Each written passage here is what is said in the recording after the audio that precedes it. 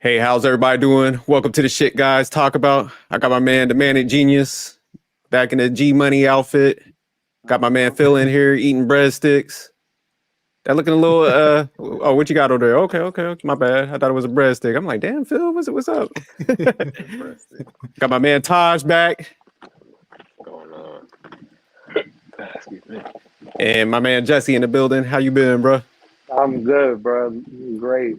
I'm great. I'm glad to see you guys, man. Happy. What you eating on? Yeah, what you got? Some vegan potato chips?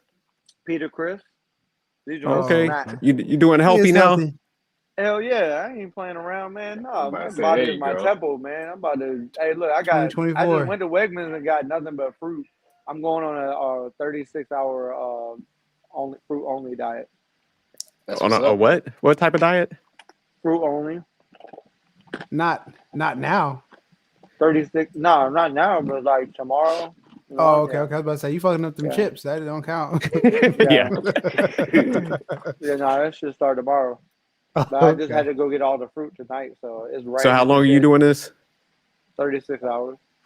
Damn. Hopefully Okay. you're gonna drink some water. So all day tomorrow, basically, and then like that overnight. So I won't eat any solid food until Thursday morning. And I'll And just then cook on it. I'll Friday, make you're gonna be breakfast. starving like a motherfucker. You're gonna get like 2 cheeseburgers. Thursday, plate of no, fries. Thursday, no. No, I get salad for lunch. I get, something like that, some chicken wraps or something like that. But like, yeah, we ain't doing all that fast food now. Okay, There you I go. got you. That's what's up, man. That's what's And then Phil said he's getting in that workout mode. Go ahead, Hey. Phil. I know you was about to pop that. Hey, Taj, I'm at 285 for 10, bro. Thanks. Bench you? For real? Yeah. Shit. All right. Phil get me on that one. Where you at, All right, man? all right, You man. gonna stop playing or what? I ain't gonna say. Yeah, I know I'm up here. I'm DSing, but I was sick. I got an excuse though. I was sick. Okay. How much time are you giving him, Spider got Phil? a hold of you. So I'll give to catch back up. He not gonna catch me, but I'll give you like till like May. I'll give you till May. Damn, That's fair. That's fair. May. Yeah, because I mean that's a good 4 months of work, like hard work. Yeah. Taj is already pretty good shape, man. You want to give him that much I don't time? That motherfucker might be a bodybuilder by May. He might be on that Barry Bonds shit, tapping his vein and stuff. Funny. Hey, Taj, don't let actually very him give you generous, some though. shit that you're not ready for, bro. Don't let him do that. Huh? Cause now he's hyping me up. Now I'm about to go back to the gym, work extra hard for that shit. Nah. That's generous. I'm gonna take advantage of that. I'm gonna take All advantage right, of that. I'll take me. The bar gonna be at like 400-500 by the time Yeah. May come around. So what location y'all want to do this at? Virginia, Maryland, or where we want to record this at? Fam. So Taj, when are you coming? Are you here now? No, I'm still in KC, man. I'm in the middle of a move. So when I you get, had to take you'll a be here by stop. I summer. was sick. Say it again. You'll be here by May. Yeah, I can always just travel over there and do it. That's nothing. Oh, he said he coming to your house like Uber, Hey, dog. That's what I'm talking about, Yeah, I Taj. think- You ain't scared. That's what Taj So said. look, I'll put it Pull down up. to like I'll just do like a 225. We'll just do 225 as many times as we can get it. Okay, 225. I'm with that. Yeah, Nah, it's got to be That's what 250 that's or what they do in something. the. That's what they do. Nah, at the, that's what they do in the NFL NFL combine, right? combine. Yeah. Oh, okay, 225. Yeah. Yep. How many times you can get it up? Yeah. So 225. All Yeah, he I'm might at give like, you, Phil. He I'm might probably give you, 20 Phil. right now. 20? Yeah, I'm probably Say it like again? 15. Yeah, You said you what? Probably I'm like at like 15. a half. for I 20. get a half. A half. Manny, Yeah. you was what you get like two? You had 2 plates up last time we was in the gym. He was up Yeah. there a little bit. Yeah, Yeah, 215. I he got. had Yeah, I two could do pins on each about side. 245 plates. I probably get that about 15 times. Nah, you Maybe- was maybe struggling like with that about 16, 3. 17. He was about to break your goddamn chest in half. Yeah, Manic is capping right now. That's the goddamn lie. I'm just gonna put that No, out he there. did have the 2 plates. He had the 2 plates. I was actually a little shocked 45 plates For on there. because he had on like one of those little ass like white beaters on. You know what I'm saying? He was. For 15, He had on a headband. My man was I mean, looking like a. Maybe 16, 17 on a good day. Oh, that's hilarious. So, That is yeah, hilarious. yeah, You know what? yeah. I'm gonna let you have it. You got it. You Yeah. strong. He definitely he capping it. Yeah, I'm strong. I'm so. Mm. Yeah, there you go. 225. King Cleo said 225 is 2 plates. So yeah, that's what he had on there. Got So it. wait. So is it 215 or 225? 225.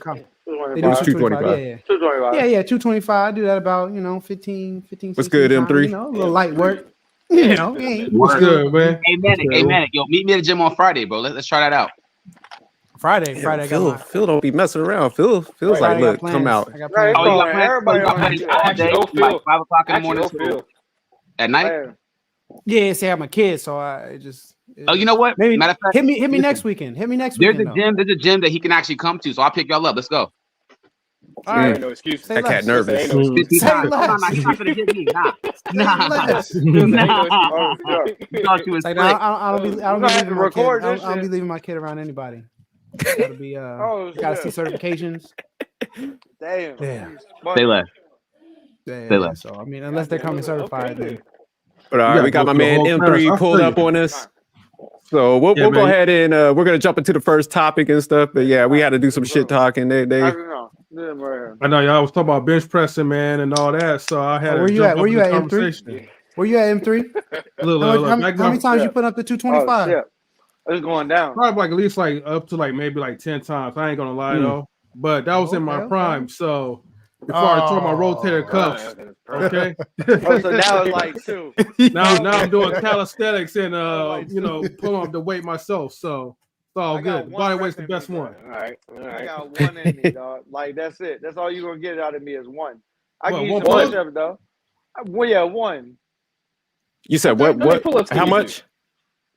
He said he could only give you one pull-up. 225. I'm only going to give you about That's still 5 good, man. pull-ups. Show up. I'm about to give everybody that work though. But I told you I'm not a back up to I'm like not a almost big 300. So I'm bodybuilder, though. Like, I've never been into lifting heavy weight. Like, I always work out with like weight from like 135 to like 255. oh, you doing Pilates and shit. Like, no, I just want to be functional. Like, I never wanted to be bulky, and I do calisthenics. Fucking doing so Zumba and shit. Hey, I want to be able to play That's ready to basketball. go. That's it. I ain't trying to play in the NFL, so hey, squat weight I can get up to like 300, but like at the same time, like I still ain't trying to be bulky, so and my back fucked up, so Nah, I feel you. all Yeah, that don't hurt heavy yourself. lifting shit. Yeah. Okay. Well, So But all how many pull-ups we doing? how many can you do? Oh, I can do a lot of pull-ups. Okay, Pull-ups. Cool. Yeah, well, I mean, by win May, we in the by 30s. Hey, look, if you ain't doing 20 pull-ups by May, don't even show up. Oh damn. I'm in the 30s. So I mean, Okay, all right. All right, you better back that up, bro. You better back already that there. up. 30 is a lot. Hey, that can't be cheating though. That can't be moving like 1 inch. This be his pull-ups right here. This movement. Nah. Nah, you gotta go. You gotta drop all the way down. Yep, all the way down. Go to my IG. Overhanded. Let's see. Hold on, you don't be Talking doing about like the no Planet Fitness like pull-ups, man. Yeah, that's what he be doing. Them 3. He be doing them assisted them pull-ups. joints. I got the little bar and stuff that damn near push you up. Hey, look, hey Todd, they doing a lot of this, bro. I'm not They gonna really say are, shit. I'm bro. just gonna do it. I'm just gonna do it. I'm just waiting. Yeah, that's Yeah. all too. Yeah, I'm with Phil. where I'm at, I'm lucky to get 5 pull-ups, bro. Like I ain't nowhere where I used to be, but I used to be able to do 20 pull-ups a set. I can respect that, Jesse. Yeah, But I also at at the least you admit time, it. I'm also like 25, 30 pounds heavier than I was at the time. Like I was like 160 pounds, like working out 3 times a week every day. Just calisthenics, so I could move my own body weight. I could do pull-ups. Hey, Jesse be over there eating them chicken and waffles and shit next to the upside barbershop. Yeah, so now I got a little bit more weight on me, and hey, it just don't go, it don't mix. So the fact that you got like some weight on you and you're able to do one, man, that's good enough, man. Just keep on trying, you know. yeah, I mean, Shout out to M3 being optimistic. That ain't good, goddamn it. Get your shit together. That's unacceptable. We body shame over here. Yeah. Body shaming. All right. But all right, let's go ahead. Let's jump into this first topic. Nah, it's good to talk some mess, but all right. As y'all know, the Katt Williams interview, that thing hit the YouTube. Last time I checked, that video with him, interview with him and Shannon Sharp was up to like 30 million or something. Yeah. Cracked the internet. Yeah. So definitely made us rounds, and Katt Williams was pretty much going in the industry and stuff. Calling out people, talking about, I say, the crazy practices, some of the, I guess, Cedric the Entertainer still in his joke and stuff. So definitely wanted to kind of get your guys' take on that interview and, kind of the segment that you've seen. So Let me go ahead and grab my questions real quick for you guys. So, what was your overall take on the interview? And I'll start with Manic first on that. Damn, why you gotta start with me? Okay, so Because you over there. I'm over there on Pieces and shit. Man, I'm doing marketing. I'm doing some promotion. I'm trying to see them numbers jump up a little Okay, bit. I got you. Yeah. So, my initial take was Katt didn't tell a lie. I mean, from the time, first and foremost, the interview was very entertaining, and I hear a lot of people talking about Katt, but you got to give Shannon Sharp a lot of credit because he fed into it when he needed to. He asked the right questions at the right time, and like you could just tell they were just very comfortable. And Katt even came at Shannon Sharp a little bit, just on some like very playful, and Shannon Sharp came back at him. So it was a great interview altogether. So I watched some of Shannon Sharp's content, and he does great interviews overall. But I will say that this was definitely the most entertaining interview I had seen from that show. And I just expect these interviews to get even better because I think Katt Williams really opened up a door that it's going to have more people coming to a show and being able to really talk freely and express like, hey, he might have to jump to Rumble because I think what's coming next is, YouTube might, frown on it or whatnot, or be some lawsuits or something like that. So, Shannon Sharp is definitely onto something, but the overall interview was very entertaining. And, since the interview, pretty much everybody that he spoke on has released their own, let me address the media or address his comments. And like, everybody's just like running and trying to cover it or try to make jokes about it or make light of it. And nobody's saying that he's a liar. Nobody's calling him saying, oh, he lied about this, or he, I even seen Ricky Smiley's, not rebuttal, but off his radio, he was just like, hey, Katt told the truth, but from my perspective, I told the truth too. And what I really meant to say was that I did the role for Money Mike because that's where I thought I was going to be cast. That's what they initially told me. But, so it made me realize that Ricky Smiley didn't lie. He just Didn't tell the truth. Yeah, he just Yeah, he just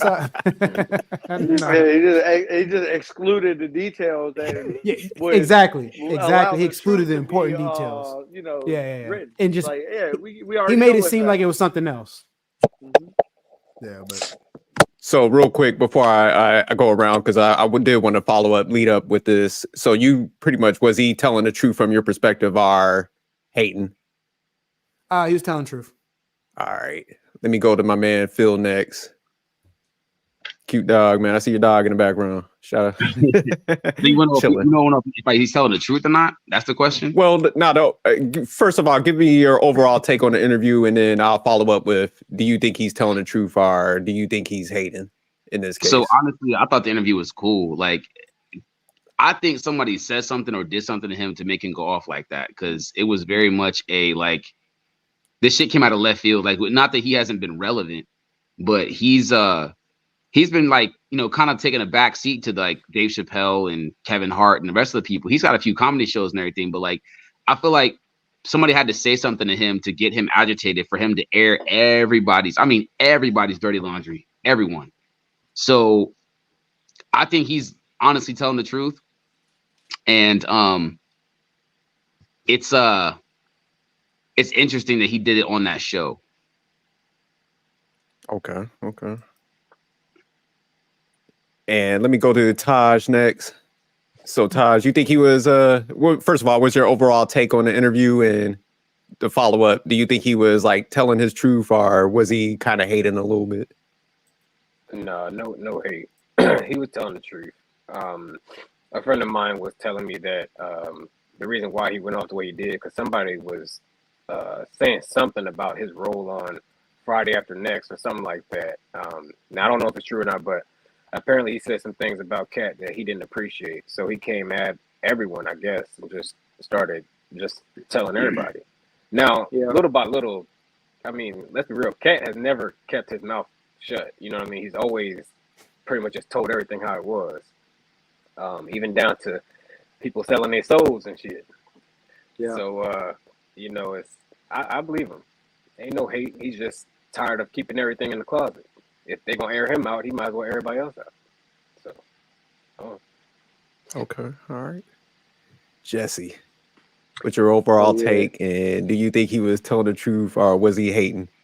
I'm gonna start off with just saying he was telling the truth. But I also think he was just like he was using his platform to really get things addressed that has been said about him. Like, because most of the people that he even came at had at some point said something about him or done something to him over the course of his career. And being a mature person sometimes is like not saying shit, not even opening your mouth and speaking on certain shit, especially with what they're saying isn't true, right? Um, but then moving on. So like I think Katt Williams has shown an example of like moving on and still being successful regardless of what somebody got to say about you. Like just because they said it don't mean it's true. And then doesn't mean you have to give your energy to it. But now it's come to a point where he done gathered up so much content and information. So like now I'm gonna just speak on it because obviously it has to be an ending to it. So now that I got this platform, I'm doing this shows. Because he's on tour right now, so he's doing a lot. So of course, this right here is the perfect time to market his tour. You know, people are already gonna be like, "Oh, all right, Katt Williams, he's relevant right now. So let me go. Let me use this as fuel." And that's what I think the purpose of him letting all this stuff out was for, so that his tour can do better. You know, so realistically, I think it's smart, but I think it's also like him just exposing them the lies that's been told, and then he probably won't hear much about it in the next few months. Okay. My man, M3. What was your overall take on the interview, and do you think he was telling the truth or was he hating a little bit? Oh man, I think Katt Williams was telling the truth, the whole truth, and nothing but the truth. I mean, when Jesse brought up about as far as like his tour, right? I'm like, okay, it kind of makes sense, but in perfect timing from him to like pretty much take all the information that he knows about these comedians on a professional level and air out to the Shannon Sharp show. I think people know that whatever Katt had to say, like he was like 100% correct. Even people like Ice Cube, had a vouch for him, but also clarify some things. And even for the ones like Kevin Hart and a few other people that is upset with him right now currently, no one ever had to say, well, you know what? Katt Williams was lying on me. Or Katt Williams said this, and this was an absolute lie. Right now everybody's in their feelings because he pretty much like exposed like Hollywood and just like the shadiness that goes on in the comedic industry. A lot of times people look at comedians as if like, okay, you guys are like-minded, you guys are like family, like i.e. an example, like the Kings of Comedy. You'll see all like Bernie Mac, rest in peace to him, Steve Harvey, Cedric, and DL Hughley. So your perception is that, man, like, entertainment, like, being like a comic or whatever, like, like that's the best thing, that's the best way to go. Like you're gonna build like, a support base, you're gonna build like a family of people who are like-minded, but deep down inside, like, what goes behind the scenes, it's a dark hole to it. You can't be caught slipping, even sharing like some of your ideas or notes because they'll use that as leverage to really like boost themselves up. And so when Katt Williams was pretty much like, airing out a lot of dirty laundry, even though some of the things was like, I'm like, okay, I'm like, whatever, right? He doubled down and he didn't really like, renege on anything that he was saying. Although I do find it funny, like when he was talking about Ludacris's wife, not that, that she's like an ugly light-skinned woman, but the fact that when he was like, oh, people who are successful, they're giving like light-skinned women or whatever. So I thought that was kind of interesting when he started kind of going into like, the whole Illuminati thing. But overall, I mean, Katt Williams is a genius. He's pretty much straightforward. And he seemed like a man that's like, hey, if I say I'm going to do something or I feel some way about you, I'm just gonna let you know and address it, and I'm gonna just let it be. There's more things I could say about it, but I'll discuss it later on. Okay. So for my take, God, y'all gotta make me the bad guy in this shit. Overall, man, I thought it was a great interview by Shannon Sharp. Definitely entertaining. So I mean, Katt Williams is a funny guy. I do think he told some truths, but I also think he was hating. I think it was a combination of both, because I think Phil was kind of hitting on some things where you could tell like it was personal. Because like with the whole Cedric the Entertainer, like you could go and see that the joke was closely aligned to what he did. But what I do understand is like I think the Kevin Hart, that was personal, because I saw Kevin Hart said something to him like years prior about something. So it's like I knew he kind of, took that personal and stuff like that. And then also like what you was mentioning, M3 with the Ludacris stuff, some of that stuff was personal, and Michael Blackson. So I think that's where it started getting more or less like on a kind of hating and personal side. And I was looking at Ari Spears like interview, and he was kind of clapping back at the situation where he was just like, hey man, like, this is kind of making us look petty to a certain degree, all this back and forth and stuff. And then, he was even mentioning like, kind of like, when did you become the GOAT? Like, and stuff like that. So I think that's why I would say like there's a little bit of hate mixed in there.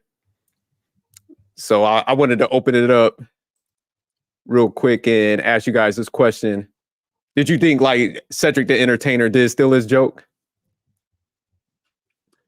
And I'll go to... I thought go it was ahead, Steve man. Harvey that said that. What did you say, Phil? I thought it was Steve Harvey that said that stole his joke.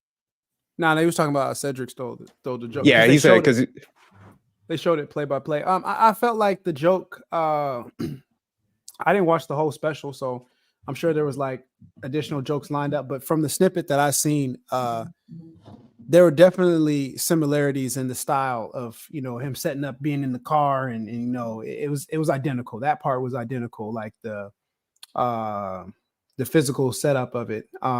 He changed it to a spaceship, but it's just like it's still a car, and I mean that was the reference of being in the car, and how people with big vehicles, we just kind of just be on some smooth, like leaning back type. So that part was absolutely like straight taken from it. But I didn't see that much of a similarity to him. Like, oh, he stole that thing word verbatim but I mean, then again, I'm not a comic, so I don't necessarily, I wouldn't have the full, I mean, I didn't think it was that much of stolen. I think if it was like similarities, yeah, but if it was like, hey, is this 100% stolen? I'll probably say, nah, probably like 60 to 70%. But at the end of the day, it's his intellectual property. And if he felt like it was stolen, and Cedric the Entertainer came out and said, oh yeah, I've been doing that joke since, but there's been no record of that. So I've seen the record where it's referenced that Katt Williams is doing it first, and then he follows up with it. Yeah. Well, what about anybody else? Anybody else think he did kind of steal that joke? Feel free to chime in. Yeah, I mean, like, a little bit. I mean, I would say, like, I mean, besides like him changing up from the car to the spaceship, I mean, it was like a little noticeable, but not all the way through. I mean, I've seen other comparisons where it was even worse, where I think Steve Harvey at one point stole some jokes from like Mark Cuban or whatever. I mean, not Cuban. Curry. Like Mark Curry. Mark Curry. Scratch that. Yeah, Mark Curry. I mean, so like, there was like jokes from like I think the UPS man or something like that was being used. So, yeah, it wasn't like too bad though. You could tell he kind of like borrowed and tried to put it in his own mix, but yeah, right. Yeah, so I'm gonna say on that note, it's like whatever work you do in your career. Like me as a barber, right? I'm cutting around other barbers. I'm going to grab other like things that they do in their style, right? And they're gonna grab things from my style to put it in their own art. Comedy is art. So if you're around comedians and you're bouncing ideas or you're talking a certain way around each other, you're going to pick up little shit that you say and then try to use it your own way. You're going to watch comedy and you're going to flip it and try to make it into your own and add your own spin. But everybody does it. Musical artists do it all the time. They always pull from other artists. So for somebody to be upset and go there, like I can see how that part could be hated, but like overall, I think he was just exposing some stuff. Okay, now that's a good point because when I was listening to it, I forgot who it was.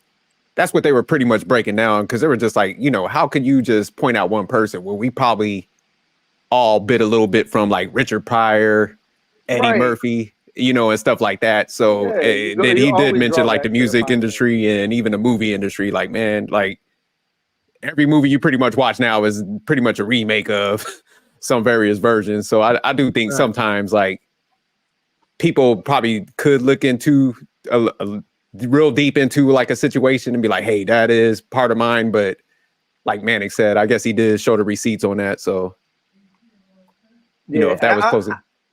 I think it also could be like, think about it like this. If somebody is taking something that you originally created, then you're the creator of that joke or whatever you created. Somebody is taking stuff from you and, adding it to their mix. You should like take that as an honor. Like instead of being upset and mad that they stole your joke, just be like, "That's an honor because hey, I did this too." So the next time you come on stage, boom, throw it out there like that. This is hilarious, right? Just tell the joke again. But you should think about it as like, I should be honored that you think of me that much to just not create your own and just use mine. To a certain degree, you know what I mean? Only except to the point where it's like, because I mean, of course, like back in I guess like the 90s or whatever, right? Before like social media was more accessible and got big, there were like, like comedians where you had everything that was written down. Now I do put the blame on the ones like the originators of their jokes, because you have to be careful who you share your jokes to. But they had stuff that was written down, shared it with a couple of other like comedians, probably try to get their approval or something, and before they went up on stage, those same comedians that was around them used like his entire like jokes. Yeah, that's wrong. That's fucked up. But you also got to be a little bit more like careful with who you sharing your stuff with. Like especially you about to go on stage, you backstage, like have a little bit more wisdom. Like you really played yourself by sharing all that stuff. Yeah, it's just like sharing with somebody that you trying to date a lot about who you are emotionally and being too vulnerable early on. You giving them a chance to either destroy you or be the right person. And the truth is, like, everybody not gonna be a good person. They're gonna take that shit and be like, shit, that way my show goes good. Bet. That shit was funny as hell. I like that. And use it. So I think it's just on that person to like have that wisdom to be like, nah, I gotta be okay with sharing enough to where I'm okay if it gets used or gets out. I still got more in the tank. And I think that's what Katt Williams done on his whole career. Yeah. Let me ask you guys, because I saw Still Baker said I be always calling out haters. Any pushback on my position? Just don't be a hater sophisticated jerk. That's all. Just embrace the hate. So, y'all don't see a little bit of the hate in there when he was like coming at certain people? Do you think that was a little unwarranted when he was coming at like? Because Kevin Hart, that shit was a little harsh, man. But did you hear what Kevin Hart said about this dude? Did you see the interview where Kevin Hart? Yeah, like, Kevin Hart is saying way worse shit about him. Kevin Hart is on a radio show. What do you say? When Katt Williams is not there to defend himself, talking about, this dude don't show up to studios on time. He doesn't even show up sometimes. He does drugs. He's this and that. Like, that video I clip. remember that. Yeah, it was just like, dang, Kevin Hart. Like, it's just like Kevin Hart didn't even have to address it. Kevin Hart could have said, "Hey, I don't know what's going on with him. I've just heard some things." But it's just like for you to go out there and say, "This is what he does. This is who he is," and like you're painting him in a light that if it's not 100% true, then it's really blasphemous, and he could be. I mean, that's That's what do they sue people for? Defamation of Defamation of Yeah, character. defamation of character. So it's Yeah. just like if Katt Williams was one of those typical industry dudes, he could hit Kevin Hart for defamation of character because the things that Kevin Hart was saying about him. And it's just like if you compare what Kevin Hart said about him versus what he said about Kevin Hart, it's like, hey, he's saying a lot of factual things like, hey, Kevin Hart said he wouldn't be in the dress, and then turned around and Kevin Hart, they have multiple clips. Kevin Hart saying, I'm not going to be in the dress. And the third clip, he in the dress. In the Like, dress. He put it on. So he's like, Katt Williams was just trying to say, like, hey, in this Hollywood industry or Hollywood, however you want to call it, it's like they want you to do certain things as a black comedian. And Katt Williams says there's certain things that I just won't do. And just putting on a dress happens to be one of them. And he's like, Kevin Hart do a scene that I wouldn't necessarily do, and that's all he really said. And just like, hey, like I have higher morals than him. Like he's an industry plant, like, and that's just subjective because that's how he feels about it. He's like, I don't feel this guy's that funny, and no way he came from Philly straight to Hollywood and just had all this success without being put here, but without people pushing him so hard. And they got these radios and stuff, so. Yeah, it's like I don't feel like he was hating. I mean, if somebody came at me talking crazy, like, oh, I do this, and like I'm gonna come at them too and be like, no, actually, here's what I actually do. I don't do drugs, I do this and so forth. So and it's like I might, hey, but you on the other hand, you wear dresses. Like this is a fact. We can look this up. The stuff you saying about me is all alleged stuff, and you're hearing it from people. You don't know me. You ain't hung out with me. You ain't seen me do no drugs. He's like, name somebody who's seen me do a drug, who did a drug with me, and nobody's coming up and saying, oh yeah, Katt Williams does this. It's just like, man, it's unfortunate, but this is the world we live in where somebody can just make a statement. That famous. Yeah. When you're that famous, somebody's going to come out and say, somebody's going to come out and be like, yeah, I see Katt Williams smoking that pipe. He was smoking the rock. Yeah. But like that ain't never happened. We seen them do it to Dave Chappelle, man. Dave Chappelle was on he was on a whole nother level that I don't think really no comedian at that time had been on, with him in his Chappelle show. And then all of a sudden he says, you know what? I don't feel comfortable doing certain bits anymore and skits. Like I'm not doing that. And they were like, okay, you think you can just quit on us and just go take a break and just kind of like, he even speaks about it. He said he was on a plane. He was like, by the time he touched down, all the headlines, Dave Chappelle is, lost his mind, is doing crack. And like, so it's just like, we've seen this play out before. So it's just like, what Katt Williams is saying is not too far fetched, where they try to paint you in this light when you don't do what they want you to do. So Taj, do you kind of share them same sentiments where it's like, since they clapped at him, he has Katt Williams has every right to kind of like clap back at him? Oh, for sure. Excuse me. For sure. I mean, just calling everything for how it is. What's that one dude named that he was also in Ice Cube's movies? The dude that played Debo. What's his name? Oh, I forget. I forget his real name. It was like Tiny, wasn't it? It was something like that. Tiny Zeus Lester, something like that. Yeah, something like that. He said the same thing about, there's certain things that you got to do to get up to a certain level in the industry. He was like, there's a lot of backstories to that. He said one thing that they didn't like about him personally was that he wouldn't put on a dress. And it kind of, what did he say? I don't know. I can't remember what he said word for word, but it caused a lot of conflict in his career after that because he just refused to put on a dress. You know what I mean? And so he said, you look at the long list of black men in the industry, you'll notice that each and every one of them, like great actors too, at some point in their acting career or whatever, they had to play a woman. You know what I mean? And they just normalized that. So, oh man, I haven't really Tommy been keeping Lister up a Jr. lot with that. Yeah, him. Yeah, man. I believe it all, man. You know what I mean? If somebody's gonna say something about you, yeah, the best thing to do is just walk away. But at the same time, that man, his name is his name. He has every right to defend his name. And if you're trying to shame it or throw dirt on it, he has every right to defend it. You know what I mean? All right. Yeah, facts. Hey Phil, so let me ask you something.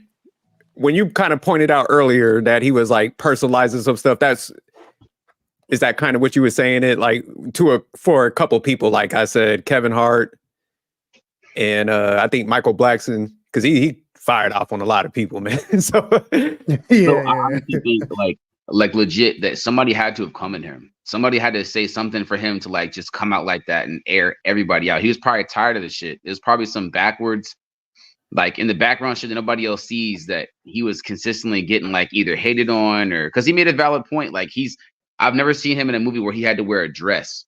You know what I mean? Where every other, black actor seems like that has to be the first thing they do just to get over in Hollywood. Some of the great ones we ever had, like Eddie Murphy, Martin Lawrence, like they all portrayed women, and look how famous they are. You know what I mean? They kept that. Tyler Perry's another one. That nigga is known for being a woman, not even being a man. Like I can't think of a serious acting role he has where he has been taken serious, aside from like I think like what is it the married thing they had, like Why Did I Get Married or whatever. That one was the first one I saw, but even in that shit he was Why Did I Get Married? That was it. Yeah, like put the wig back on, bro. You're not funny. Like just put the wig back on because the shit you're saying right now is dumb. But like he definitely does the female roles. But as far as Eddie Murphy, Martin when did he play Martin a female? had that too. Eddie Murphy? Yeah, what Norbit, bro? Mm-hmm. And Norbit. Oh, okay. Norbit, he was a girl. Yeah. Norbit. But I mean, he was like blown up before then, though. What I'm saying is that every major black actor that I have known has the ones who are really, really, really up there and well known have put a dress on at some point in their career, and they are still relevant to this day. But that's all through Hollywood. Denzel, though. That's not That's just talent. subjected to one like ethnicity of people, because it's also that like look at Robin Williams. Like Mrs. Doubtfire, he played a gay dude, for God's sake, in one of the movies. You know what I'm saying? Like Jim Carrey. Like there's like so many different actors in Hollywood that have played those roles. So like it just goes to like show you how wicked Hollywood is. Right, where it just wants to like turn you into something that you're not. Like it's an attack on manhood, period. Right. So I mean, didn't Wesley Snipes play a woman? Yeah, my man was in Tu Wong Fu. I think that if a comedian or actor doesn't mind putting on a dress and doesn't feel like their masculinity is being attacked, then that's fine. Like like White Chicks is a perfect example. That movie was hilarious. I don't look at Marlon and Shawn Williams. Right. You don't look I don't look at them because they put on a I don't dress. look at they had a dress the whole when he was putting on a dress in his show. And Sinead, so it's just Sinead, like I don't come on now, like. But me personally, I don't think that's like the issue. The issue is not that you wear the dress.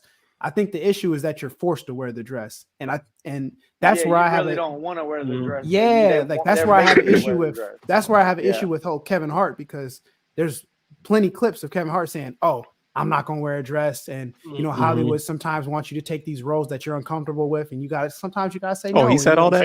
He said all of that. Yeah, he had an interview. He had multiple interviews talking about he's never gonna wear a dress and like certain things he's just not gonna do, and it's just like, and then turns around and then does it, and it's just like, okay, so if you're gonna sit up there and say you have these principles, you stand on this, and then turn around and then go completely against it, it's just like, is it really that hard to believe that behind closed doors you're not doing some other suspicious activities, like right. Like, because so that's just how I look at it. just to add on to it, right? Because he specifically said, right, that look, there's a time where you got to actually set those type of boundaries, because I am my own brand. He said this, and you have to be careful, because whatever that's going to affect your brand, you start compromising. Then next thing you know, right, it's going to start affecting your brain. I don't know why he said the whole brain part or whatever, right? But that correlated. And then after Saturday Night Live, and he wore that dress, and his career started to blow up. But of course, like in my opinion, Kevin Hart is not really all that funny, and in my opinion to it. But some people, I put it like this, like guys like Martin Lawrence, Tyler Perry, or whatever. I think if you like to wear a dress and you feel like because that's a part of comedy and you're not forced to wear it, I'm like, hey, good for you. You know, I ain't gonna like, give you the side eye. I ain't gonna judge you or whatever. But if you're doing all this talking about like, dressing up like a woman, and then you wind up dressing like a woman, then I'm gonna look at you kind of funny. And that's the reason why Katt Williams went hard on about Kevin Hart. Because you're saying something that you won't do, but you compromise your morals, and by the end of the day, after you put the dress on, skip around like a little girl and all that, hop on dudes' backs. Yeah. Now you want to say you made that choice. You made that choice. And had he not come at Katt Hart, if he would have never came at Katt Williams probably would have never aired all that out. For real. Like, he probably would have never said anything. But yeah, if he took a strong stance in that spot. Yeah, if he took such a strong stance like that, then okay, I didn't realize, like he said, I know Manic was breaking a little bit down to me earlier, but you said he had that tough stance, like I make these choices and stuff, and then my man slapped Yeah. But dude, from what it sounds, y'all making it sound like this is the ritual type thing, like, hey, you put this on, and is that pretty much what y'all saying? Like, I mean, we're seeing more and more like into Hollywood and the things that go behind closed doors, with just Diddy recently. It's like, hey man, his parties aren't just fun and games. It's like, it's some real crazy stuff going on. And it's like, yeah, my man doing them freak offs. They force people to do stuff that they don't want to do. But what the Me Too movement, Harvey Weinstein, they capturing these people's soul by doing it in Hollywood. Yeah. Like, they really are, because like, if you think about it, like what sex really is, like, I don't know how many people would agree with me, but like, sex is an exchange of energy, and you tie your soul to another person when you have sex. So if they're forcing people, like in Cassie's situation, to have sex with places where she don't want to, then they're taking her soul for real. And that's where I think a lot of it goes into it, with it being a ritual. Yeah, that's one. Just be on some deep shit, guys. And that's just my opinion, because like you got to protect your energy, and your most like energetic part of you is your voice, right? You got your voice, you got your brain, right? You got your heart, you got your stomach, and you got your sexual energy, like, which is at the root.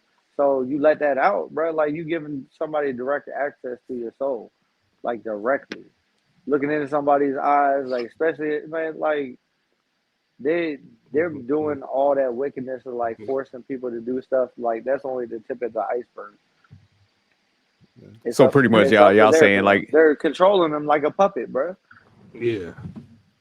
So in a way, it's kind of like stealing somebody's like manhood somewhat. You're like they're still in their power. They're taking their power, because like they already went against what they already said. Kevin Hart said he was against it. So what do you do to a man? Like, nothing breaks a man down more than the word that he has given to himself about what he will and will not do. When a man goes against what he won't do, when a woman goes against what she won't do and does it, they're defeated. They're defeated. But they also, instead of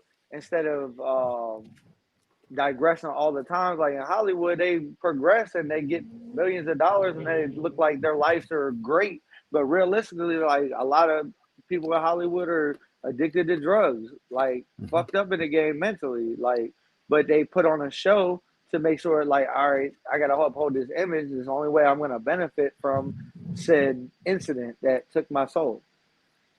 I mean, there's a lot of pressure when you are that famous to uphold this image and to be relevant. And so, I mean, I can't speak what that feels like, to have that constant pressure to like perform and be amazing. But you see it in the music industry too. A lot of these new artists, dirty.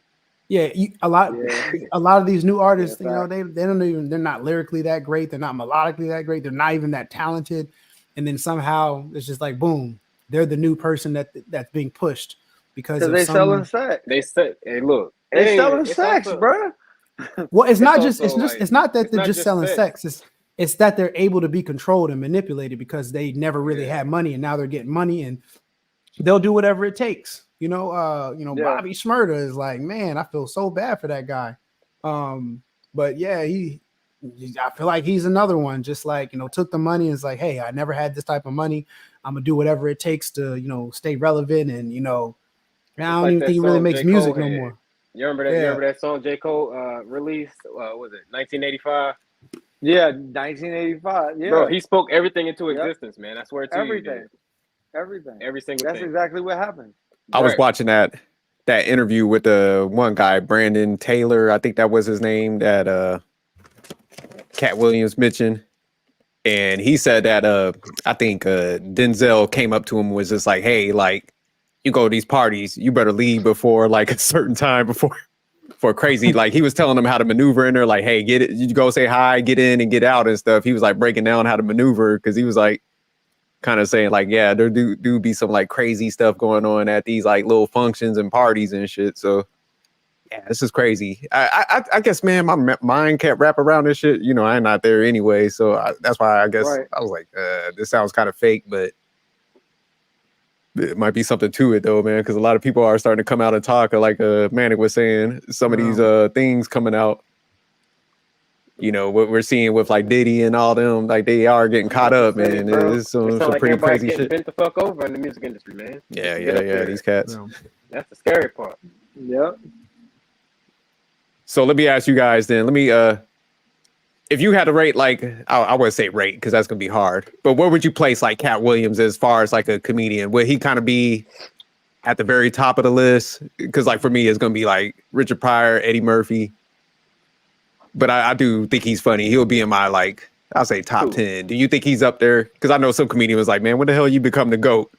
So where would you kind of place him? Honestly, I would put him in the top 10. Yeah, I would too, because I'm from a different generation. Like, I watched some Richard Pryor, and like I like him, but he's in the top 10. But I got Katt up there. Oh, I got Katt up there high. I like Dave Chappelle is my guy, so he's numero uno. Chris Rock comes We with might 8. we might as well do a segment on top 10 comedians. Yeah, we gotta do a we gotta segment do on top that. 10. No, I was thinking about it. We did all Lavelle that. Crawford is my favorite one. Look at my man M3 counting them off. Yeah, like I know, man. It's look, okay. Dave Chappelle, straight up. Let me start with my top 3 real quick. Go ahead. I'll Katt get mine. Williams We'll go around and do your top definitely- 3.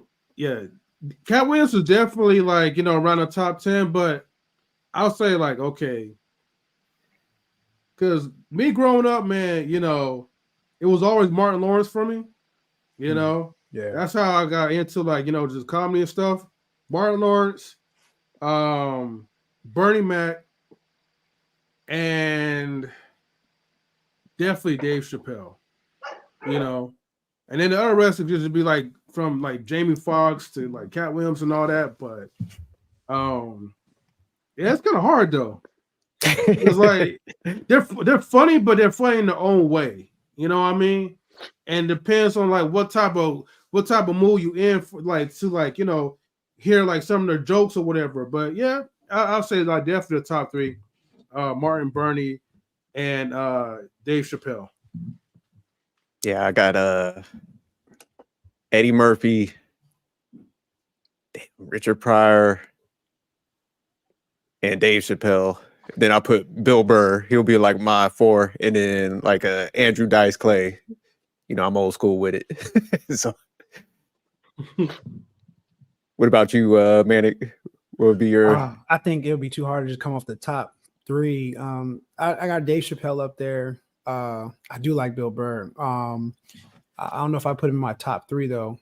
Definitely Martin Lawrence. Like his early comedy was just insane. Man, Eddie Murphy. Yeah, like if I had to do a top 3, I think it probably would be Dave Chappelle, Martin Lawrence, or Eddie Murphy. What about you, Taj? And like a close Chris Rock. Chris Rock is up there too. I ain't gonna lie to y'all. Because I didn't come up in y'all generation. I Yeah. don't That really nigga said know we about- old. Fuck Taj. Y'all old as fuck. But Damn. That was polite, Taj. I like that. But we read between the lines. God damn it. Yeah. But I really enjoy Lavelle Crawford more than anyone else. I got a very dark sense of humor, And he, I don't know, for some reason, I actually went to go see him one year, and I kid you not, man, that dude had me rolling the whole entire show. So, and it takes a lot to make me laugh. You know, I don't know. I got a very dark sense of humor, so everyone else, like Martin and all of them, I didn't get to experience their younger days. So I'm pretty sure they were hilarious because now they're not really funny to me. You know what I mean? Yeah. But if I had to if I had to name anyone, I would definitely say Lavelle Crawford and what's his name, the white boy, Gary Owens. Is that his name? Yeah, Gary Owens. Yeah, I like him too. Yeah, and he's Earthquake. And Earthquake. I like Earthquake too. Oh, okay. Yeah. Wait, did you get his autograph? Yeah. You said what? No, I was asking Todd, like, did you get his autograph, LaVere? No, it was packed in there, man. Yeah, So these comedy shows be packed. Okay. Yeah, I was out of there. I don't like being around a lot of people. Yeah, I like Katt, man. I've actually been to 2 Katt Williams comedy shows, so he entertains. He does not disappoint, and the comics that he has before him, they are fire. Like he does not play around when he said he said in the Shannon Sharp's interview, he's like, the comics that I have are all better than me, and he was just like, I don't try to hold them and like hide them. It's like I'm the headliner because people are coming to see me, but I make sure I hire the absolute best. I don't hold people back. And I've been to one of his comedy shows, and I was not expecting them to be that good, like leading up to him. So it was just like his comedy shows are on point because it's not just, you don't just get to see Katt, you get to see some really, really talented comedians that are just flat out funny that'll have you dying. I've been to other comedy shows where y'all it's trying like, to go to his comedy show in February in Richmond. Yeah, I'll go with you. Yeah. But hold on, let me get your and Phil's take. So Phil, give me your top 3 comedians. Let me see who you got up there. I can't really say top 3. I gotta say like top 6. Okay, go ahead. I like that. Red Fox, Richard Pryor, Eddie Murphy, Dave Chappelle, Eddie Griffin, and Bernie Mac. Oh, Eddie Griffin. Damn, Yeah, that's a great one, bro. Oh. Man, Eddie Griffin's so underrated.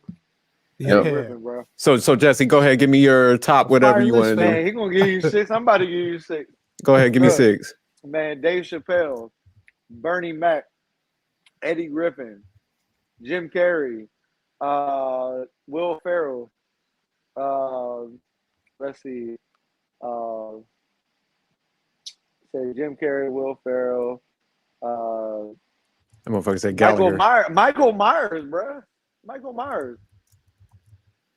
You talk about homie Robin Williams. Oh, you Their tripping? stand-up was You say Mike Myers? Yeah. You talking about the horror film shit? No. He talking about my man from Austin Powers. He funny in the movies though. Oh, Funny as shit. Okay. Owen Wilson. Yeah, just as long as nobody said that. What was that cat that used to smash some watermelons and shit? It was corny as hell. Yeah, Gallagher. So what y'all said that I would have dropped you for the show, but like, hey, you gotta go. Hey, Red Grant. Y'all need to check him out. That dude is hilarious. That's one of the dudes that be at he opens for Katt Williams. Straight hilarious dude. Callie was asking, where do we rate Bill Cosby? The whole crew at 85 South Show. I don't know if y'all. Oh yeah, they're funny. The whole 85 South Show. Carlos Miller, BZ Youngfly. I forget the other dude's name. Chico Bean. They fucking Chico. Chico Bean. They hilarious, bro. So where would y'all rate Bill Cosby? Cosby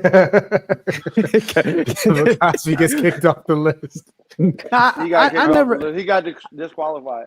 Yeah, I never really found Bill Cosby to be like all that funny with his stand-up. Yeah, I grew up watching him, like, you know, in his acting career, so I didn't really like watch like some of his stand-up, so I can't really get. I watched his stand-up. I was never really impressed with Bill Cosby, but he's definitely at the bottom. Yeah, his shows. Eddie Murphy stand-up is great. Yeah, Eddie Murphy stand-up. Yeah, that's what Eddie I said. Murphy stand-up. And Martin Lawrence too, man. Martin Lawrence. Yeah, Martin Lawrence has some tough ones, man. Yeah, especially in the beginning when he wore he does all the emotions and like he really makes you feel like the character. So Yeah, his right. impressions is on point. Yeah. So you think Bill Ari Cosby's Spears. got Ari Spears, man. Ari Spears. Oh, yeah. Ari Spears He's in is my top. tough. Yeah. That's what I'm What saying. about- When you start listing them out, Joe like, Rogan. Joe Rogan. oh, you tripping with this? Joe Rogan. Joe Rogan. Joe What? Rogan. You talking about UFC Joe Yeah. Rogan? Get out of here. Yeah, I mean he's a Nah, he's got a comedian. funny His stand-up. stand-up. Man, His ain't no stand-up- way, bro. Bro, Yeah. you have you ever watched his stand-up? No, I haven't. No. Watch his stand-up. That's why you I have to saying check you it out. don't know. That dude is Okay. pretty dark. So So he you- is. He is. What That's why I about just Mike Epstein? feel like he'd be angry. Yeah, Mike Epps is dope. yeah, Okay. Mike Epps. I like Mike Epps' movies more than his stand-up though. Yeah, me too. Yeah. Like he's a different type. He's not a stand-up comedian to me. Yeah, Chris Tucker's all right Mhm. as well. Chris Tucker is good both ways, stand-up Yeah. and movies. Yeah. Did So, anybody saw- I'm sorry. Oh, go ahead, M3. No, I was going to ask. Did anybody saw Oh, Katt like? Williams. He said Katt Williams. Katt Williams. Ain't nobody said Katt Williams, bro. I think we all understand that Katt Williams is up there, but he's not like Yeah. you know. Not top three. I don't think he's Yeah. anybody's top 3. But Top 10, yeah, but like not like Yeah. top 5 and all that. So, but I he's mean, good, though. top 10 comedians is still like that's comedy is very subjective. So it's just like mhm. I like Ryan No. Reynolds these days. I think Katt Williams is about to be a whole lot funnier now though when he does his tour. Oh yeah, nah, he Yeah, definitely that's what I'm saying. plugged That's why I himself. think we should go. yeah, he He definitely gonna moved definitely him. get that extra laugh in. Yeah, he gonna make people think because now that when he speaks, it's gonna come with like, oh wow, we got to really dissect this now. Now that we know he's a child prodigy and genius and has read the encyclopedia.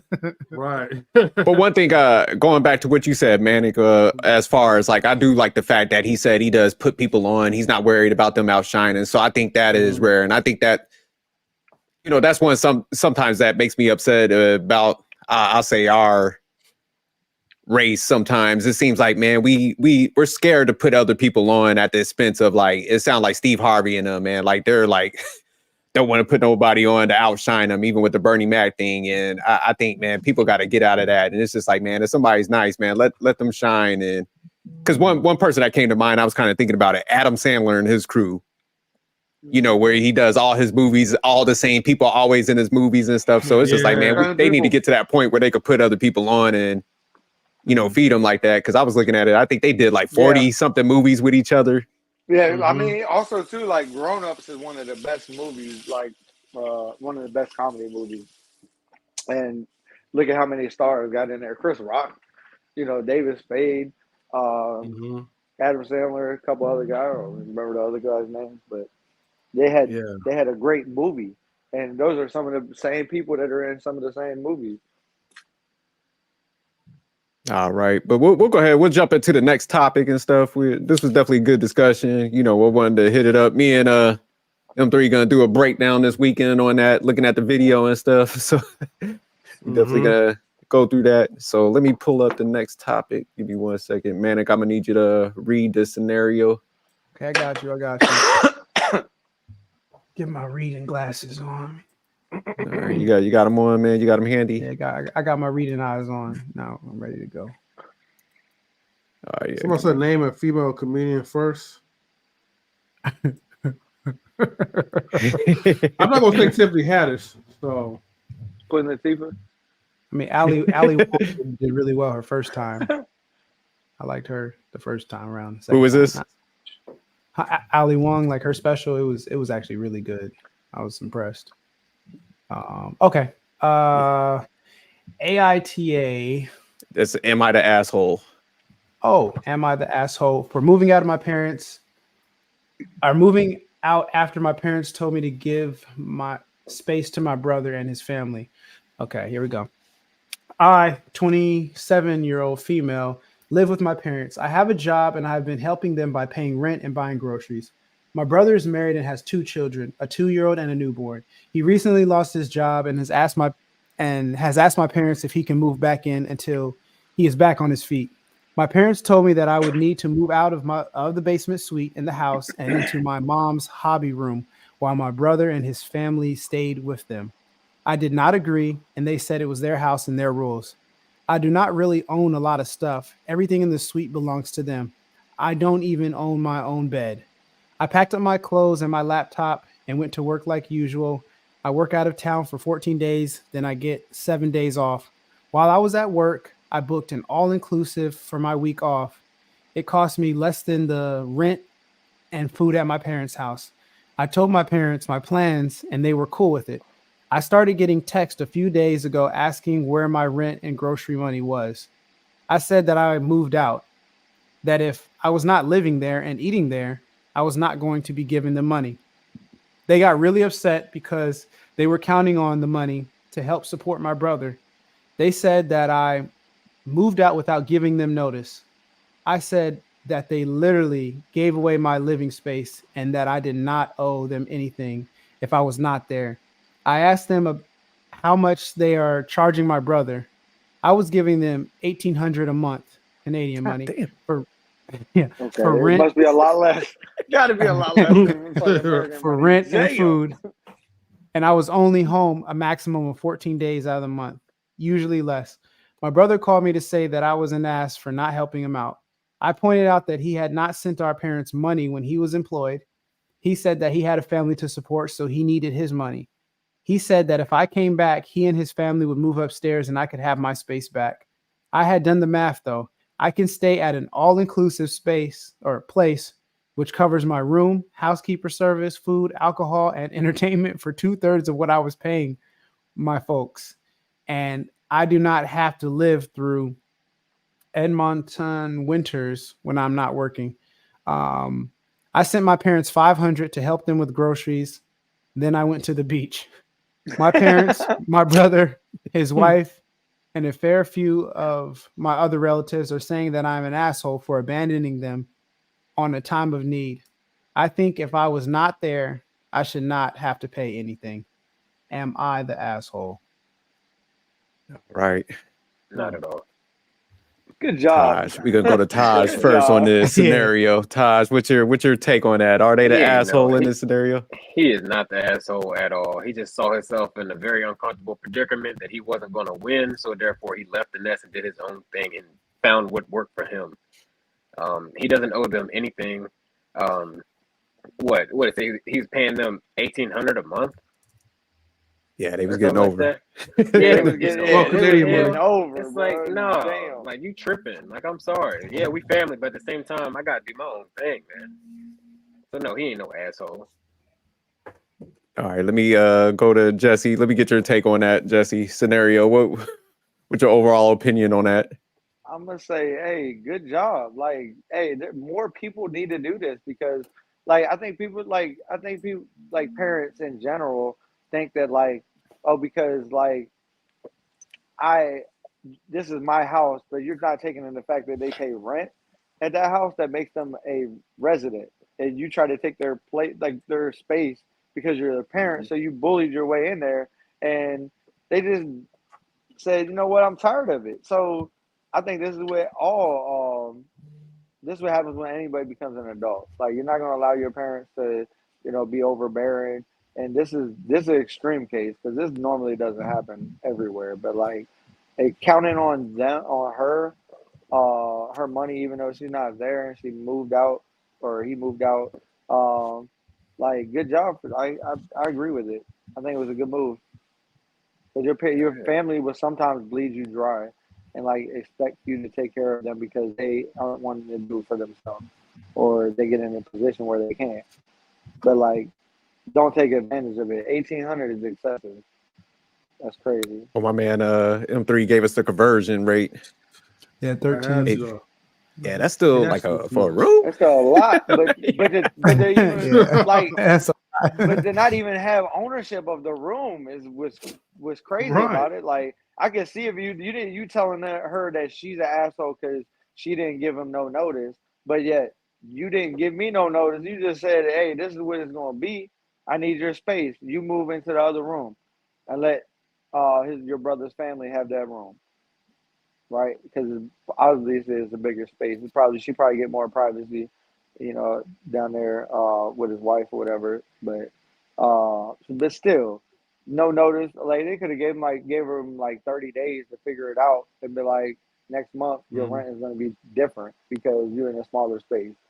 you know, something like that. But like to expect her to play the same, that's wild. Right. That's If my thing. anything, I'll say you're the asshole, you know? Yeah. But I think And that's just a clear example of projection of like, this is how you feel because you know you're being an asshole, but you're trying to flip it and manipulate because there's something to be gained out of it. So you accuse that person of being an asshole. And if they got in the habit of, you know, allowing them to have some type of control over their emotions where they start feeling down about themselves, they might feel guilty and be like, you seen they sent $500, so that was a guilt $500 for real. Like yeah, she didn't, it they didn't was a have to do female that in a shit. scenario to go back and look. So yeah, it It was was a female, the right? daughter that moved out. Okay, so it was a daughter. So obviously, like she like felt some type of way by what they said because they calling her an asshole. She get emotional and be like, all right, I want to still do what's best for me, but I'm gonna still send you this $500. She didn't do that shit from the bottom of her heart. She did that shit because they guilted her into doing it. Mhm. Trying to make it like, oh, woe is me type fucking victim mentality shit. Nah, people need to cut that shit out. Like, you have an opportunity to go and make a way just like I do. Go do it. I think women, they value like family a lot more than men. And so like the just the thought of the disapproval that she probably was getting from like her parents and then her assholing brother as well too, and his family, bomb ass Yeah. family to add on to it, you know, it Right. put like a lot of pressure into her, you know. So she felt like, okay, well, let me do the right thing, even though she wasn't doing the right things, but in the back of her mind, her emotions or whatever, she felt like if she just did that, that probably would just be enough for them to say, like, okay, you're not living there, but you're at least you're still contributing.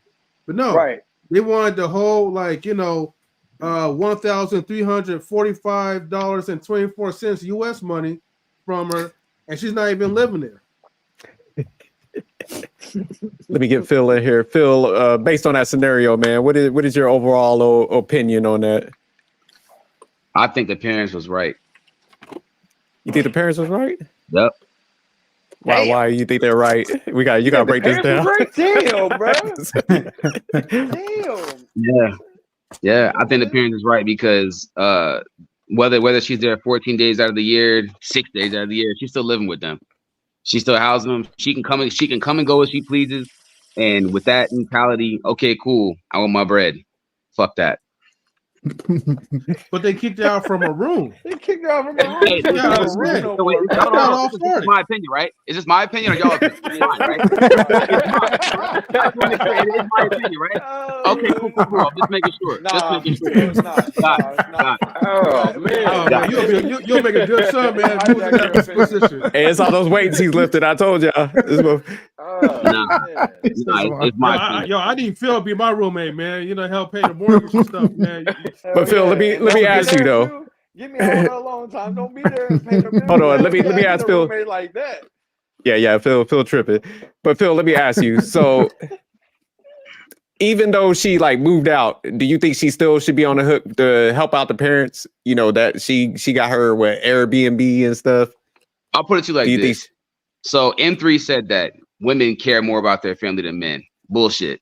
I love my family to death. And I put them higher than anything on this earth. That's just me. So you can't say all men. And when it comes to what you just said, if my parents are struggling, honestly, I'm gonna help my parent. But I honestly feel like it's based off what your upbringing was like. If your upbringing was solid and you had a good foundation, your family loved you and all that, then yes. But if you have a shitty foundation, then it's gonna be quite opposite. Okay. But I think judging the story, though, it sounds like she had like a shitty foundation because I thought that was like the stepchild for a second. The way how she was being treated. They give it sort of like it's an ultimatum. Like, we don't care about your space. You move out. You move to the other spot. But then then be okay with her moving out, but then still expect her to pay rent. What? She probably have a good ass Canadian job, man. So that's probably what the situation was. Mm-hmm.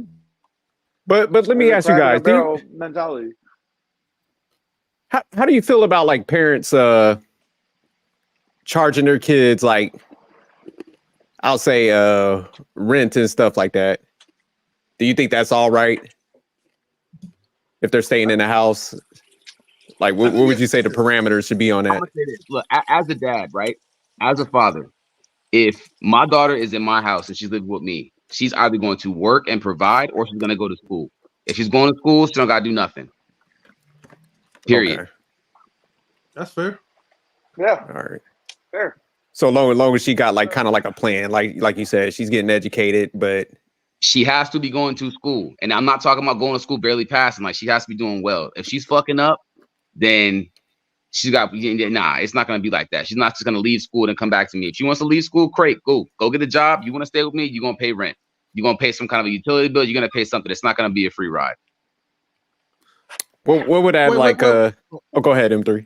Wait, question, like, okay, now what if, like, okay, she does very well in school, and now she graduates, and now she has her career, but she still needs to stay with you for like a couple more months. Are you okay with her like living rent free? Hell no. If she has a career at that point, nah, absolutely not. She's gonna pay something. She's got a career, right? She's got a job. Well, She's not gonna yeah, but she did stay for like a couple more months. Come on. No, absolutely not. What if she wants to like? What if she didn't want to pay? What if she didn't want to pay and she just want to move out on her own? But she could. But you saw that she couldn't really afford it. Does she have a job? Mm-hmm. Okay, I'm gonna hit her with this. When I was 20, I went to college. I bounced. My dad said, "Get the fuck out. Figure it out." Uh-huh. I'm gonna do the same thing to her. Oh, word. Gotta go. Oh, Yep. shit. If she's through college and she has a career and she got her shit figured out, she's not coming back to my place. No. Do y'all think Phil's capping? I think the question. Hold on, Phil. I think the question is if she finishes college, she finds her career, right? She's just starting that period, that transition period where she finishes college, she finds her job. Let's say in her field, the starting pay might be like $25,000-$30,000. In today's economy, it's tough to live on your own. Yep, absolutely. Thanks for elaborating. Are you charging her rent, and how much would you charge her for rent? It don't matter how much I'm charging. I'm like, you're gonna pick up utilities, you're gonna pay electric, she's gonna pay something. It's not gonna be a free ride. I don't care if she's making 10 grand. I got you. She's providing something in my household. Period. Okay. She might not be paying like what she would normally be paying somewhere else, but something. She's not gonna be paying no crazy ass amount of rent, but she's gonna pay for something. Okay. I see where he's going. I mean, I can't argue with that though. I mean, it's a fair call. So I just like to. I think that's fair. Nah, if it was me, man, my kid finishes school, graduates, and has a career. He landed a job, and he's getting on his feet. I'm not making him pay anything, but I'm with Manny. I will be monitoring his money in his enabler. accounts. No. You're an enabler. Let me explain. Let me explain to you how. Let me explain to you how wealth is created. When you allow somebody to save up all of their money, they will now have a down payment. So that money that's been going to rent or paying a utility bill can be going to their savings account, so that they can now, instead of going out and renting, they can go out and just buy. And it doesn't have to be nothing super fancy, but they can go out and buy. And I'm speaking on, personal experience. When I had first gotten married and I was, in my career field, making some good money, good enough money to like go out and get a rental and, rent with my, young wife and stuff like that. And, we could have did that, and it would have been a struggle. We would have been, we would have learned how to like save together and struggle. But no, my parents let me stay in their basement rent free. Didn't pay a dime. And while your sister paid the bills in the other room, from the other room. No. It was just throwing that joke in there. But in those 2 years, it allowed us to not only pay off like pretty much all the debt that we had, it also allowed us to have a down payment on a property, and that's when we bought our first property.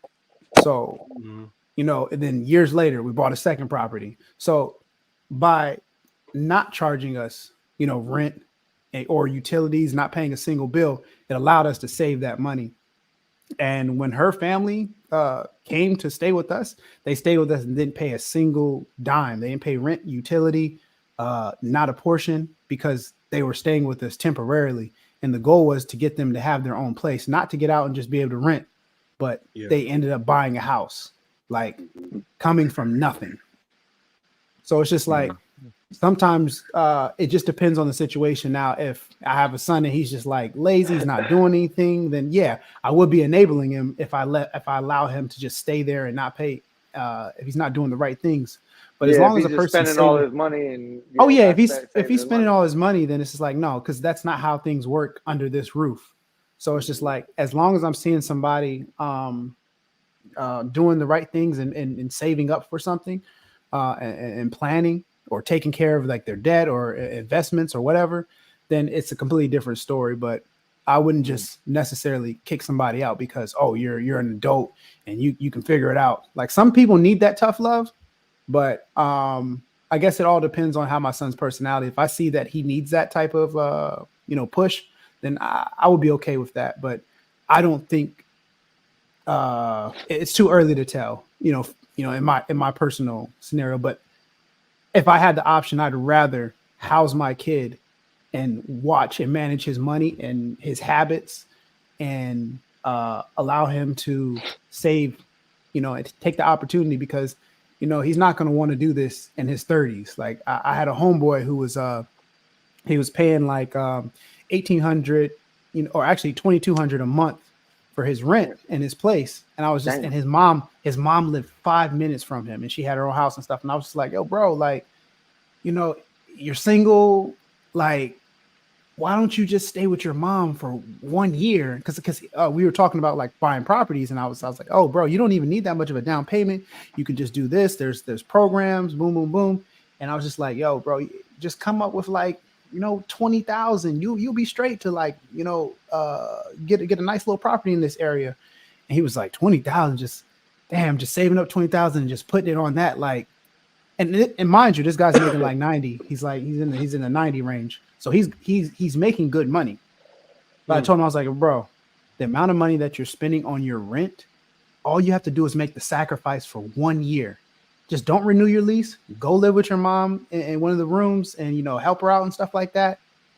But if she allows you to save, in 1 more year, you can have your own place. And he was just like, nah, I got shorties coming through. I can't be. I was like, dude, it's just 1 year. Bro, that's issue. I'm with my mans. Yeah. It's just 1 year though. I want to go fuck yourself.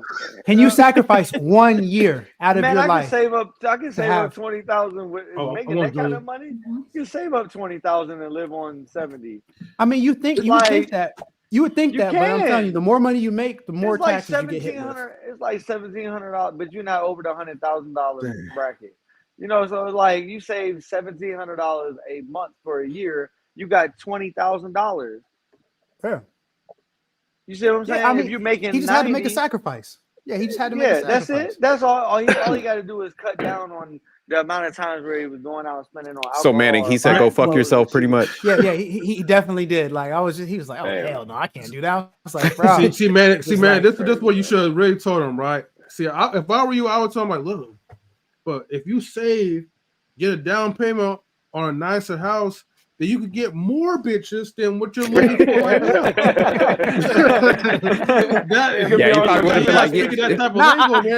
Hey, M3, that was exactly my point. I was just like, hey, bro, you will have the property, and it'd just be a whole different situation. Because he was like, man, I always wanted to own, but I just just can't because, and I'm just like, bro, just a sacrifice, man. All you have to do is sacrifice 12 months out of your, they're going to pass anyway.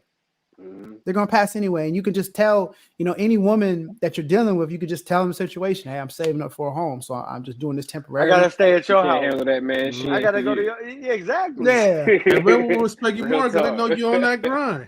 All right, let me go ahead and get Trey's take on this. Oh, go ahead, Phil. Yeah, I know Phil. Against space. If I'm hearing correctly, are y'all niggas talking about the possibility of living with y'all parents to save up money? Absolutely. Yep. Not me. That's not my sentiment. I said hell no. I did it. I did it when I got out the Air Force. I'm with you, Phil. I This have shit too much never worked. pride to do some shit like that. I'm sorry. I had to put that out I there. did it before Way when I was too younger. much When I was pride. younger, I did it. It's not about But not about pride though. It's about sacrifice. You know, you gotta sacrifice your ego. You gotta sacrifice your pride. Like that's how No, rich but people. if you have, There's a but difference if you between have being rich and being pride, wealthy. yeah, but if you have pride, you're not gonna do that. That's all Phil's saying. He's just saying Yeah. I'm just too prideful. I didn't to do it. lose any But pride because I lived but- with my mom for a year. Yeah, That you don't lose pride because you stayed home and stacked your cash. I'm with Phil. Fuck that. I If got had to pride. go back home, I Nah, man. While Pride is y'all the at biggest home killer, bro. playing life- bingo my with your life- mom and You, shit. If I have to actually go have back to my parents' house too in my much pride because mid-30s, you don't want to go home. something fucked up That's in the my point, life yeah. that bad. There's no way. I am rock bottom if I gotta go back to my parents' crib. No fucking way. Not a guy. I'll work No, at you're McDonald's, you're not Burger hitting King, and rock everything bottom, else. you Your gotta life It is go won't not happen. fucked up though.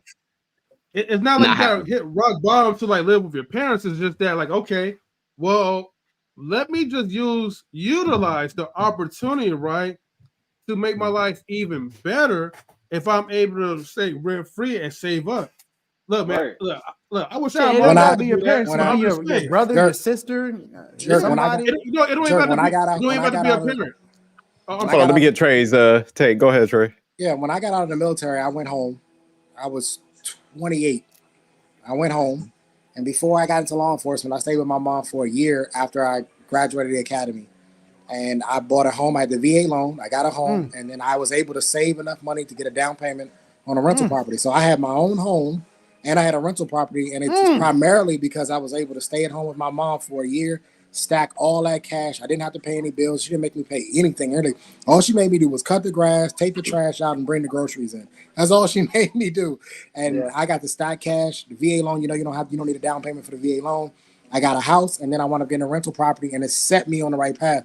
I completely agree with Manic. I have a 5-year-old daughter. She doesn't have to pay for nothing. As long as she's going to work or she's in college, she's good. I think something is missing where we're making the kids, we're not setting them on the right path. You can always collect the rent money from them and go put it in a money market or a mutual fund or invest it in an ETF, index fund or ETF or something while they're paying you.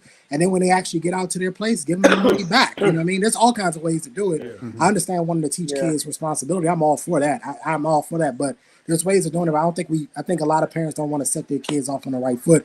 I was lucky enough that my mom she was cool with it, and it benefited me. And Trey, I got one question for Trey. When you bought your first property, how old were you? 29. I was getting ready. I bought it in. I'll never forget. I was 29, and I was a month away from my birthday. So it was November 20. It was November 28th or something like that, because it was right around Thanksgiving. My birthday's the end of December, so I remember being like a month away, and yeah.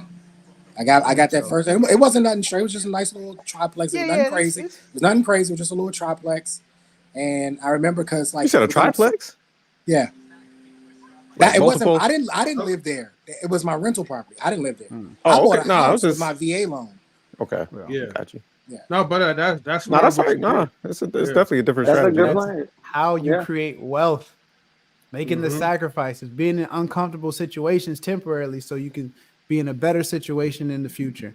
And I guarantee you, with those properties, Never go back. Never. I guarantee you, with those properties, Never. you have Tell him, equity Phil. in that. We're never Woody, going Look, back to my be a parents' fucking house. man. Right. Be a man and handle your shit. Fuck to go back to your parents' house. Step the fuck up, take care of your business as a man. Fuck that.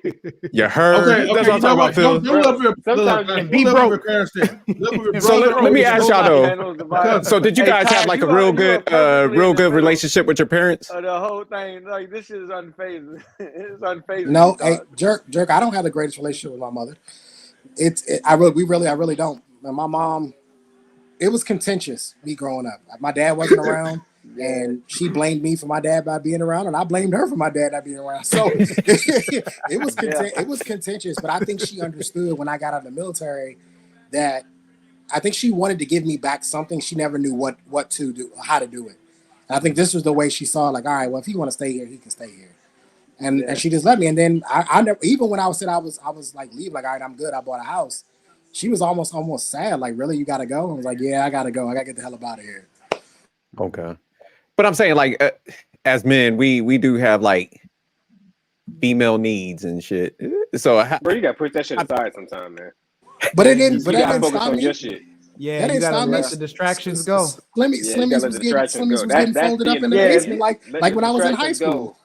or you say Right. you had the basement on. Yeah, I mean nothing really changed. I mean they were just getting folded up in the basement just like when I was in Hold high on, let me get Taj real quick because Taj said What you something. about to say, Taj, Phil? you said you got to push it to the side, Taj. Huh? Oh, Phil coming in hot. Yeah, Phil finna say something. I saw it happening. go ahead, Phil. What you about to say, Phil? Listen, what you gonna be like? Hey, mom, I'm having a girl over tonight, man. I'm gonna be in the basement from like 10 to 12. Just don't come down there, all right? I gotta take I'm care gonna of put some the sock business. on the door. Let me get some Put space. the song on Let the me get some space, mom. Get the fuck out of Yeah. here. And Phil, and you closed the vents because you know the sound traveled to the vents, so you don't want her hearing it in the bedroom Think about that upstairs. shit. Yep. Think about that. You gotta go through all of that shit when all you gotta do is just step up and take care of fucking business. That's all you gotta do. Phil, I wouldn't have Phil, been able I to do it. disagree I with wouldn't have you, been man. able to Like, do it that way. I wouldn't have been able So to look, stack the cash. I'll put it to Man, you like you can this. go Right? get a hotel room, So, bro. Like you ain't Yeah, both you of my can both get a of my hotel. parents. Like, house, bro. Why? My Why? Hold mama's on. house is Let free. Phil cook. I'm with Phil on this. So my parents and myself are very close, right? But because how my dad raised me, he would never let me come back to his house. He would look at that shit as a complete failure, and he would tell me, "No, boy, get your ass back out there and figure that shit the fuck out. You're a grown fucking man. Don't come back here. Do not come back to this house." Mom, same shit.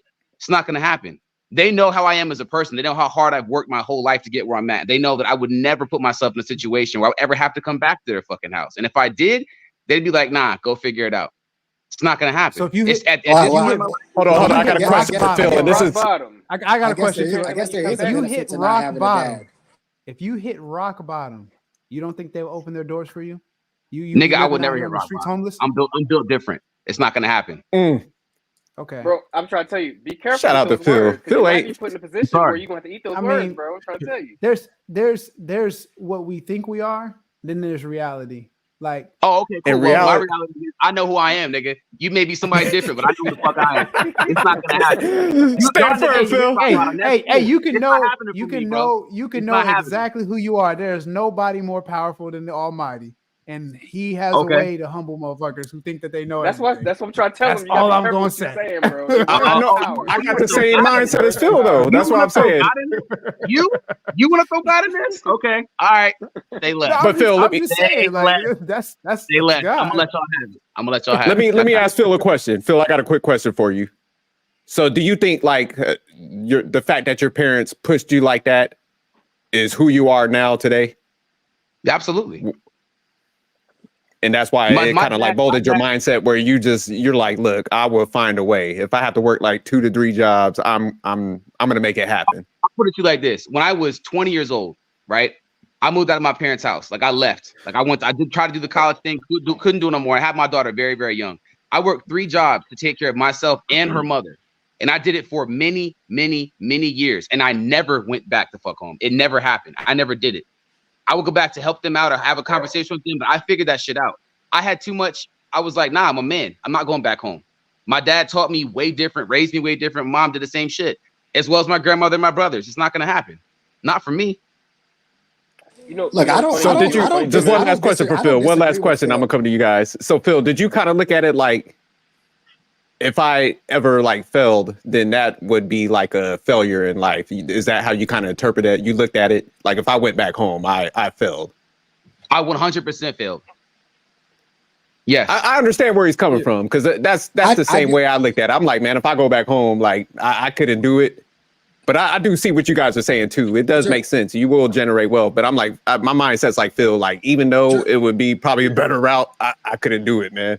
I agree with Phil, but I just knew that I could streamline it by going home. I knew I could do it faster. Yeah. If No, I went home for a year.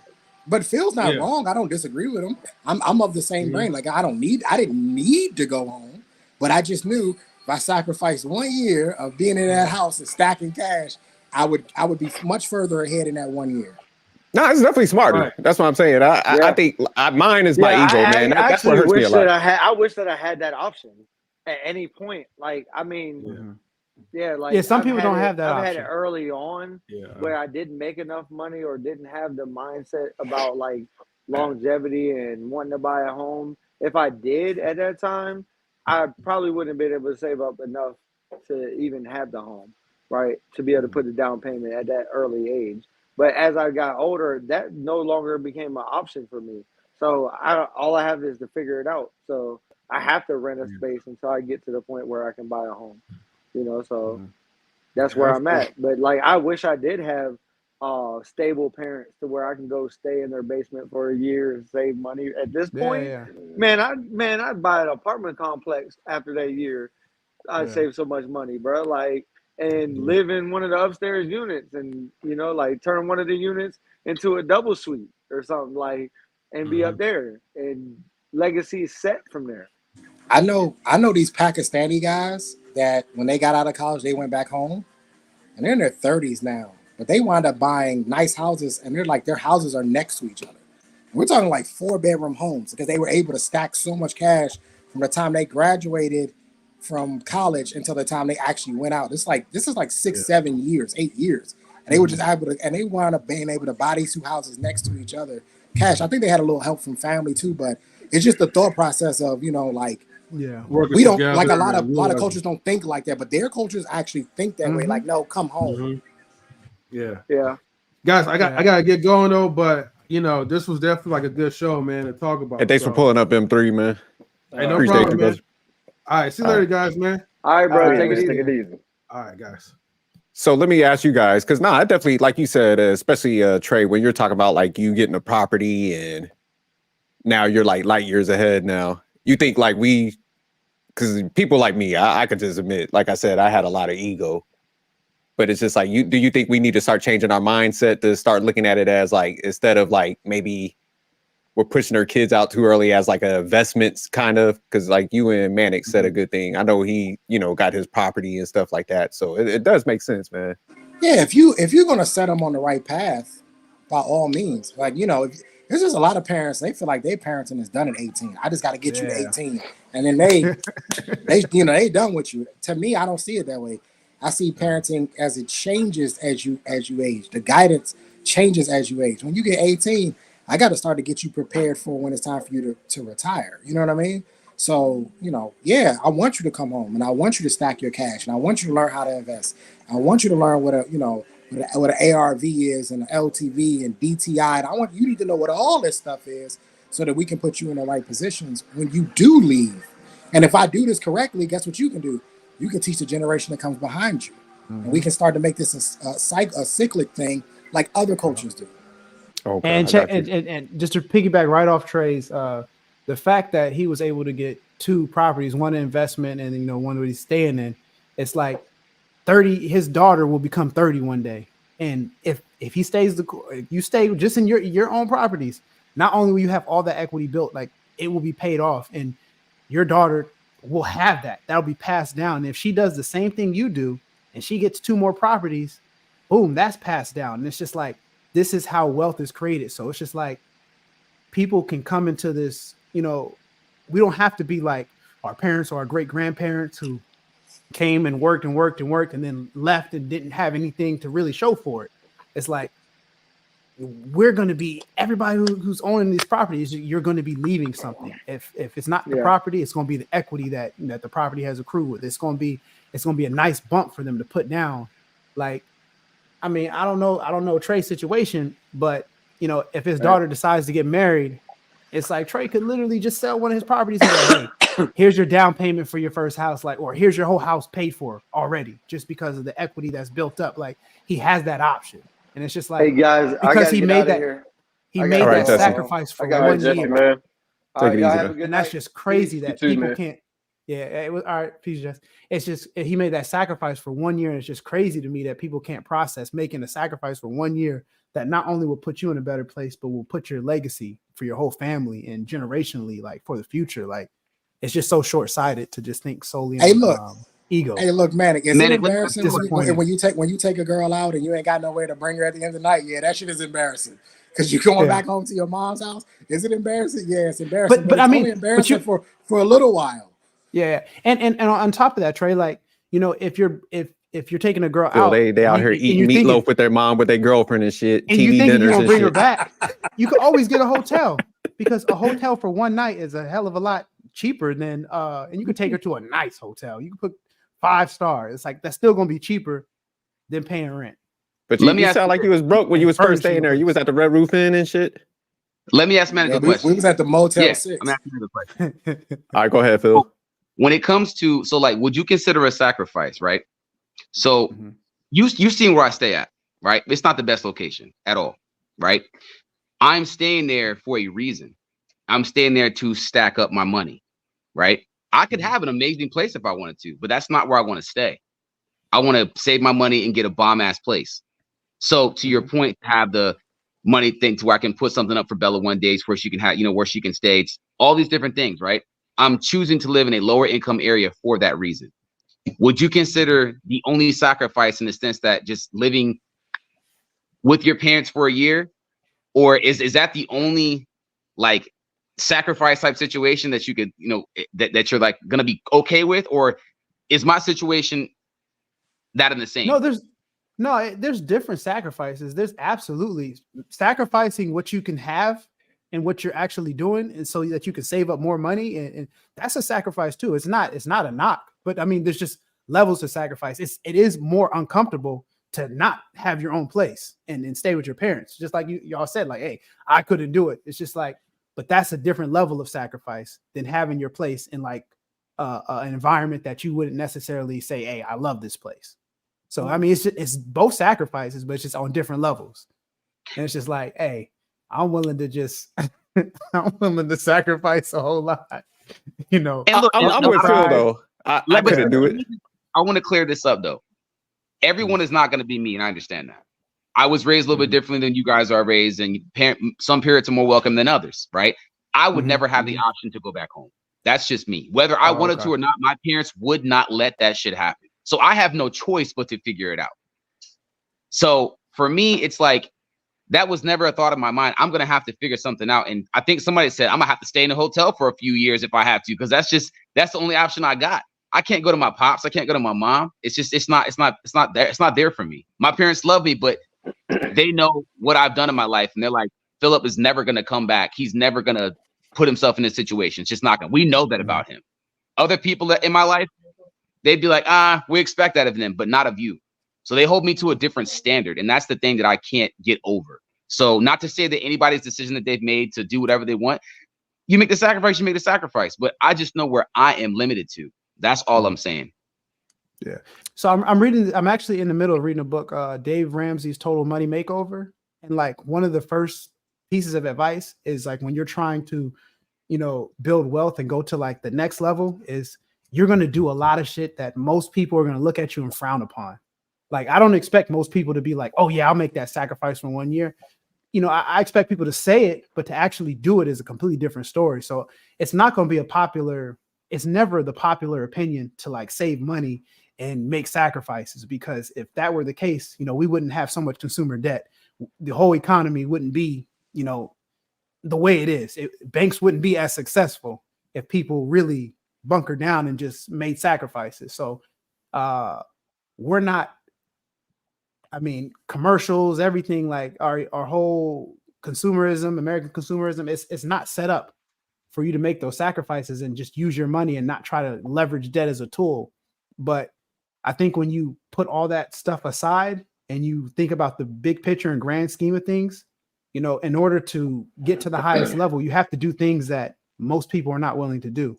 And, this is just one example of it. Like, staying with a family, staying with a friend, like staying with whoever, like, and it's just with the understanding, like you can't turn around and stay rent free with a friend or a family member and then be out partying and like, being disrespectful with it.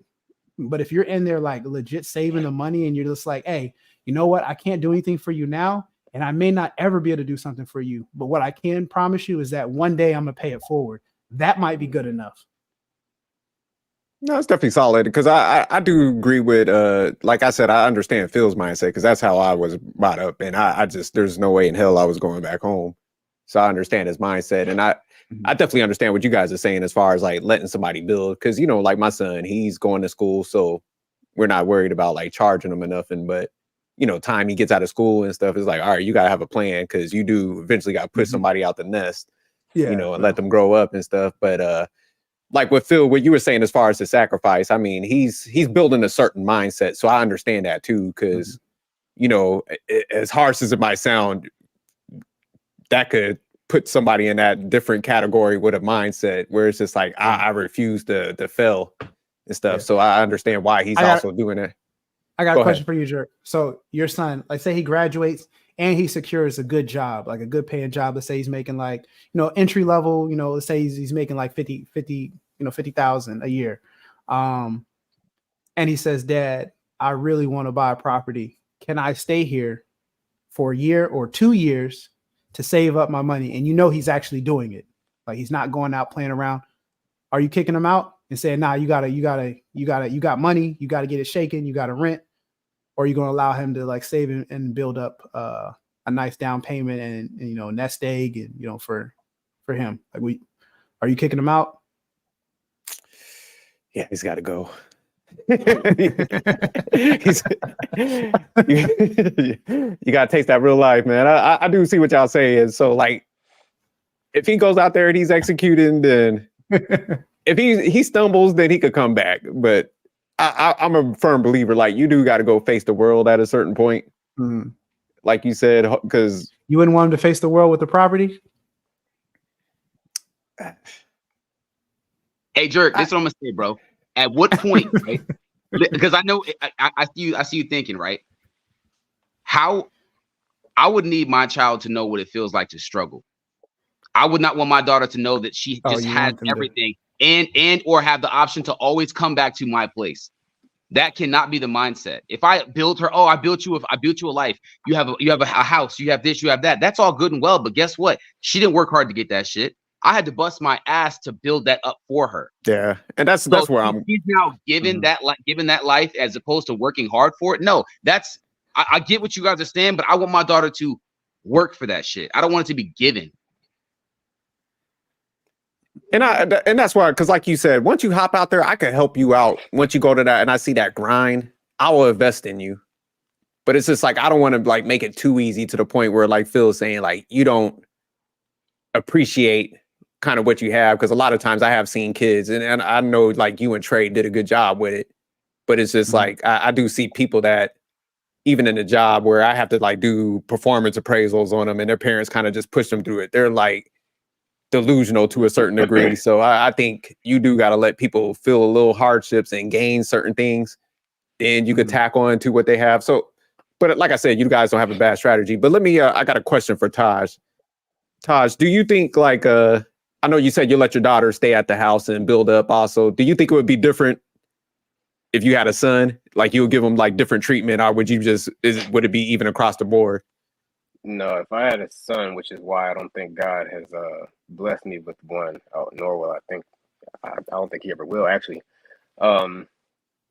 It's not that I would be harder on him. My girls would be mad because he would probably be the one, sadly, being coddled, not intentionally, but mainly because in my mind I would see what's at stake for him when he get older. Not taking it away from my daughters, because they'll be facing the same thing when it comes down to the world and the financial, thing, everything. But pretty much I'll be scared because I'll be literally looking at myself. The reason why I say that is because for a minute, I mean, like I'm like Phil. I had my oldest daughter young. I had her at 18. And I was the type of like, when I get my, job going, I'm be a man and get my ass up out of here. Well, a brother did that. And let me tell you something. I hit rock bottom, very young, being stubborn, in the mindset of, bitches and having my own, being able to say I did this and did that. It was a pride thing.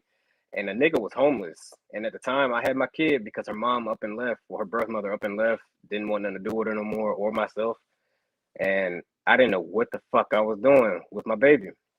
So I didn't want to go back to hear I told you so from my people, and giving them the satisfaction of, whatever. But I did. And the more and more I kept fighting, not wanting to go back home and, do like Manic said, sit back and stack up. I took the prideful route by trying to make it happen. It wasn't smart on my part because I had at the time she was 1, and there was times we had to sleep in the car. There was times where, because I didn't want to let nobody know what I was going through. There was times where I would just like park at, I remember we was at Ottawa Park. I would pop up by the basketball court, turn my car off, we would sleep in the car. To the point where it's almost like my mama felt it. She called and she was like, "Are you guys okay?" I wanted to tell her, yeah, so bad, because I didn't want to go home. But I was like, no, I broke down, nigga. Like, I broke the fuck down. I said, no, like, I need help. Like, I need help. And I went back with my mom, man. And I did. I still hit a few struggles because the way this world is now, money is everything. And if you ain't got it, or even if you do have a good paying job, you still a struggle. I'm in a way better position than what I was then. You know what I mean? Like, that's why I always tell people, like, me and my oldest got a very strong bond because of what the fuck we went through. You know what I mean? Yeah. Like, I was stubborn for a minute. And some of that stuff she did see.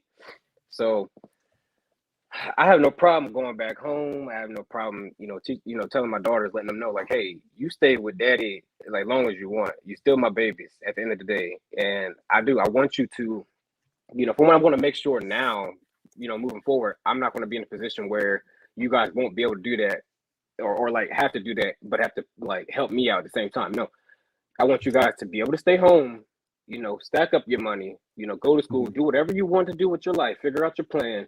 I'll handle everything. You take your money and do what you do with it. You know what I mean? It's your journey. You don't owe me anything. My job is to raise you, and once that job is done, when you feel like you're ready, because that's my main thing, is to make sure that they feel ready to leave, then you can go ahead and go. But just know your daddy is here. Like, I'm always going to be here. My door's always open. You know what I mean? Yeah, no, that's dope, man. I appreciate you sharing that with us, because that's what I'm saying. Where I could admit, like, my pride is up there. Luckily I made it, but definitely if somebody's like you said, you hitting rock bottom, it's like, man, you do got to swallow pride at a certain point. Go back home a little bit, probably adjust, get you a plan.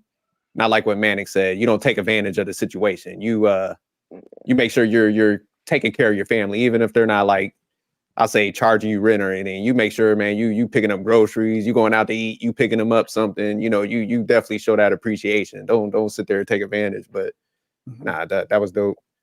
Phil still ain't having it though. Feels like, look, Katt's got to go.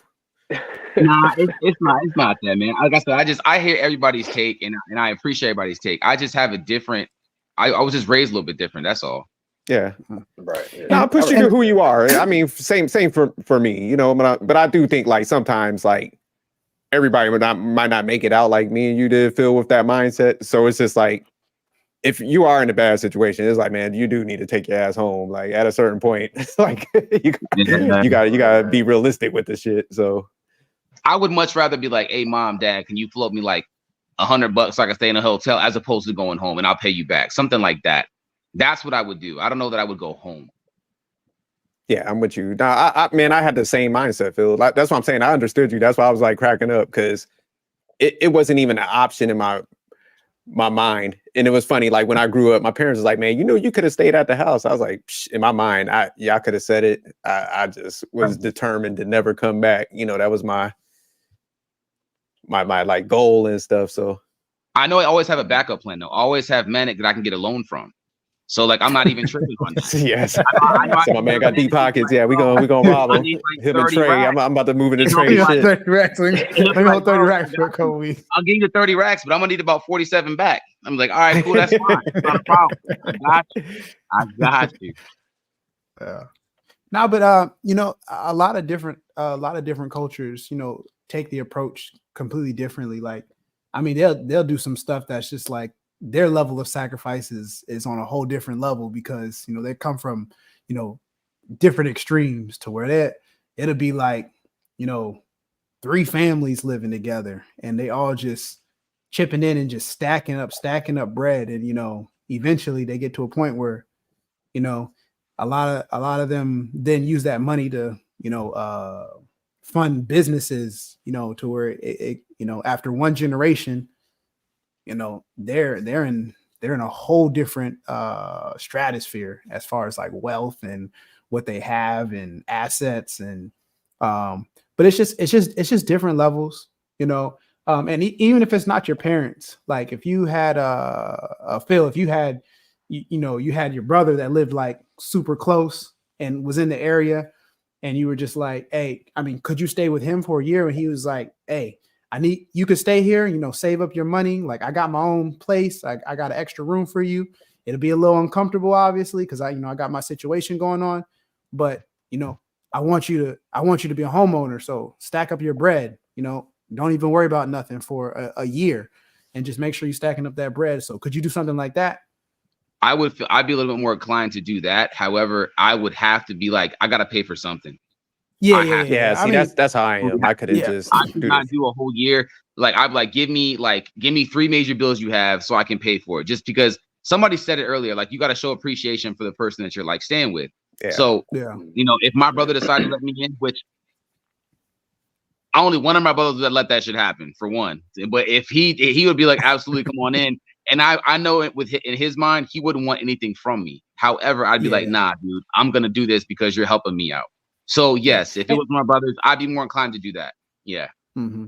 Okay. And I mean, and there's other ways to pay other than financially. Like Trey was saying, he did the cut the grass, took out the trash, did chores, groceries, just things around the house. I'd be like a babysitter for a kid or some shit. Like just things, things like that. But then it allows you to just whatever you're paying in whatever you're paying in rent month to month. Just imagine that just going to a separate account that you're just stacking and stacking. Like, absolutely. So it's just like so it's just like $20,000 is you can make that quickly, and that'll just be liquid cash that you would have been paying to like a landlord, and it's just kind of going out the door. So especially with the economy now, man, it does make you think a little bit, how high prices are shooting up, man. So I mean, you do need to do stuff differently. Low income housing. Phil said he's taking every advantage of that. Look, like I said, if I want to buy some hot shit, I could, but I'm like, nah, I got a vision, and I'm gonna save up until I get to that point. Yeah, you're doing your sacrifice. So there are different sacrifices because I said, I understood the mindset that you want to develop, but I mean, like those are also good strategies like Trey and Taj and Manic was outlining, because it's just like that, and that's the purpose of these conversations, to give these like strategies also, because like the good thing is people actually doing them instead of theory based shit. With a lot of these conversations, it's like, hey man, I'm doing this what got me to this point. Like, I mean, I'm talking about it, because there might be somebody watching that's like, oh wow, this is what they did, this is how they got ahead. Because I mean, when people are at the top, or they're ahead of a pack, you just look at them like, man, they must have did something magical. It's just like, nah, it's just like it was hard sometimes, and you have to make different sacrifices, and not everybody has the same circumstances. Like Jesse was like, hey, I wish I would have had an option to do something like that. I could have saved so much money, and I'd be a homeowner probably by now. But it's just like not everybody has that opportunity to even rely on a parent, and some people don't have both parents. Some people don't even have one parent. So it's just like, it all really depends on your circumstances. But, at the end of the day, you just gotta, deal, you gotta play the hand that's dealt to you. And, there are other advantages. Like if you come from like a low income background, college is not as expensive because there's grants and, there's other avenues for you to take advantage of. And, some people do it, some people don't. But it is what it is. Yeah. I mean, if I was like, 22 like Taj, I'd have a hell of a lot more opportunity. I ain't 22. I'm 28, bro. He's like, I was 15 like Taj. He's like, man, if I was 6 like Taj. I was fucking with you, man. I was fucking with you. Oh man. He said, what? I was 10 like Taj. But Taj, one thing I appreciate about you, man, like even though you share your stories and stuff, man, you still got that like positive spirit, man. Is that what like? Got to, bro. I ain't gonna lie. I had a few thoughts to give my daughter up to my mom because I didn't feel like I was young, man. You know what I mean? I didn't know what I was doing. Yeah. And when her mom left, dog, I was panicking. You know what I mean? I was never the type to really pawn my kids off to my mom. I was never going to have her be that type of grandparent. You know what I mean? Yeah. So yeah, I kind of took matters into my own hands, but that's when life happened, man. I got evicted. I had my daughter. I didn't know what I was going to do for real. You know what I mean? So the little money that I had went to gas and putting, food in my mouth. But, Nah, man, no doubt, I had man. to stay positive, man. All right, I like that though, man. If I ever win the lottery, I'm coming back for you. Fuck these other guys and stuff. You Really funny don't as care hell, for them too much. No, coming back for you. But all right, man. Nah, great conversation. We'll go ahead and start closing it out. So we'll go around real quick, get everybody's outtakes. Where we can we find you at, and that the regular things. So Manic Genius, start with you. Well, you can find me on IG at the Manic Genius, or you can find me on every podcast on here, Manic Sophistication. You can find me on some random podcast panels too. I like to float around a little bit, do a little bit of marketing and branding. But yeah, I'm mostly here. So hit up the Manic Sophistication channel, hit that like and subscribe button. It definitely helps with the algorithm, and we need to have more conversations like this where people get a little bit more personal and talk about finances and kind of like each one teach one, Yeah, so no I appreciate doubt. All right, Taj. Katt Williams tells no lies. Katt Williams tells no lies. I ain't really trying to be found right now. I'm trying to keep a low profile. Kind of got into some shit, so trying to keep a low profile. So, but I love everybody. I appreciate everybody's support. Everybody stay blessed. All right. Phil, my man Phil. The truth. Phil came in here. You're on mute, Phil. Phil, you're on mute. So one, Taj, whenever you're ready, bro, let me know. I'm not taking no days off. I'm just putting that out there. Manic, if you want to join, please let me know. I will legitimately come pick you up so we can do that shit. And I will hold your son the entire time. No excuse. I got the camera, Phil. I'm ready. So you scoop us up. We Let going. me show off What is that? Medium? Do y'all see that? This medium. You see the trap? I see the trap. It's a baby tricep. I see in the corner. There it is. You can see the triceps through the. You see the trap? You see the triceps through the shirt? Yeah. Nah. Put this on for her, somebody. There's nothing wrong with sacrificing. There's nothing wrong with taking time to save up your money. Life is not going to be simple. I've struggled. I'm sure everybody else in this room has struggled at some point in their life. It's okay to take a side seat and realize that, life hits you hard, and it's okay to ask for help. That's a big thing that most people, like people don't do, especially as men. We don't ask for help. So please ask for help, no matter what the situation is. You guys can find me at Phil_Pack on TikTok. All right. My man can sing, man. I got to find that singing video. I'm going to play it in the intro. Sure. Was that book you was? Nah. Whoever makes the most mistake wins. It's the paradox of innovation. When you make mistakes, you can have an opportunity to learn from them. So don't always look at failures and mistakes as a L, as in a loss. Look at it as a lesson and what you can learn from that.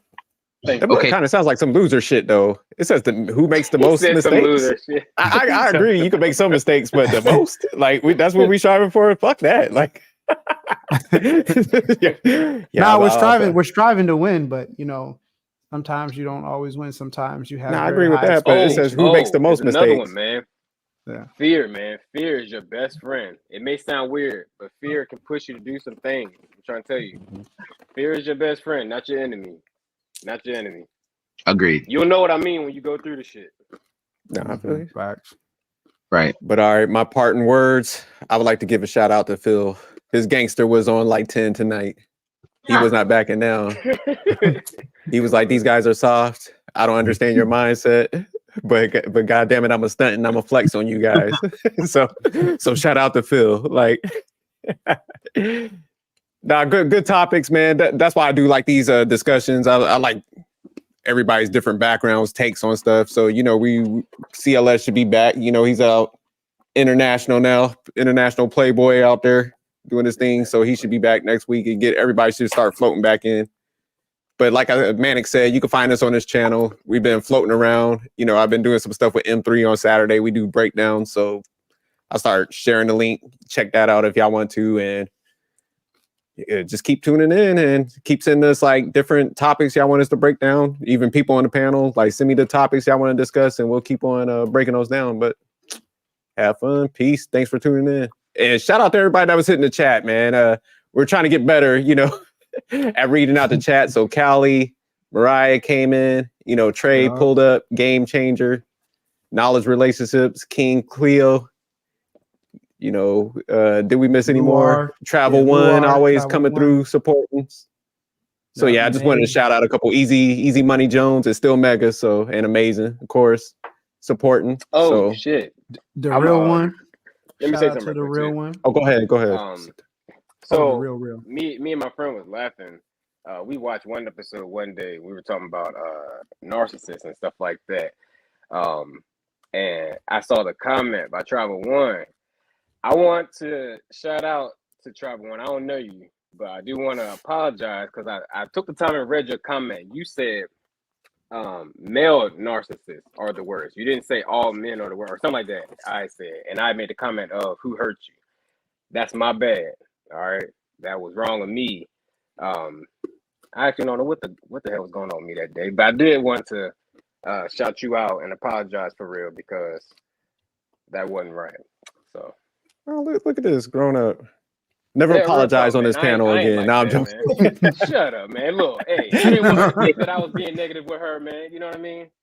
All right, try one like that. Toxic. That's all. Just a little toxic, just a little bit. But all right, we out of here. Damn, Phil, what you doing to that dog over there, man? Going in on yeah, he can't stay. He's like, hey, Phil, better get up out my house.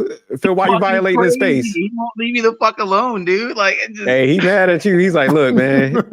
He's like, you overstayed your welcome. He's like, you had your last glass of wine. Get the hell out. He's like, the whole video was just cross the screen. Yeah, I'm sorry, man. He was wrong, man. He said, you kick your own daughter out. I know what you would do to me. That's he's like, put your glass down. He's like, get the hell out my house, man. You ain't having it. Yeah. What's his name? Leo. Hey, Leo. Leo about to come back. Is he looking at you? Oh, there he goes. That's what I'm saying. I got a snap. Yeah. Is he trying? But all right, we'll go ahead and close this out. Thanks again. Peace.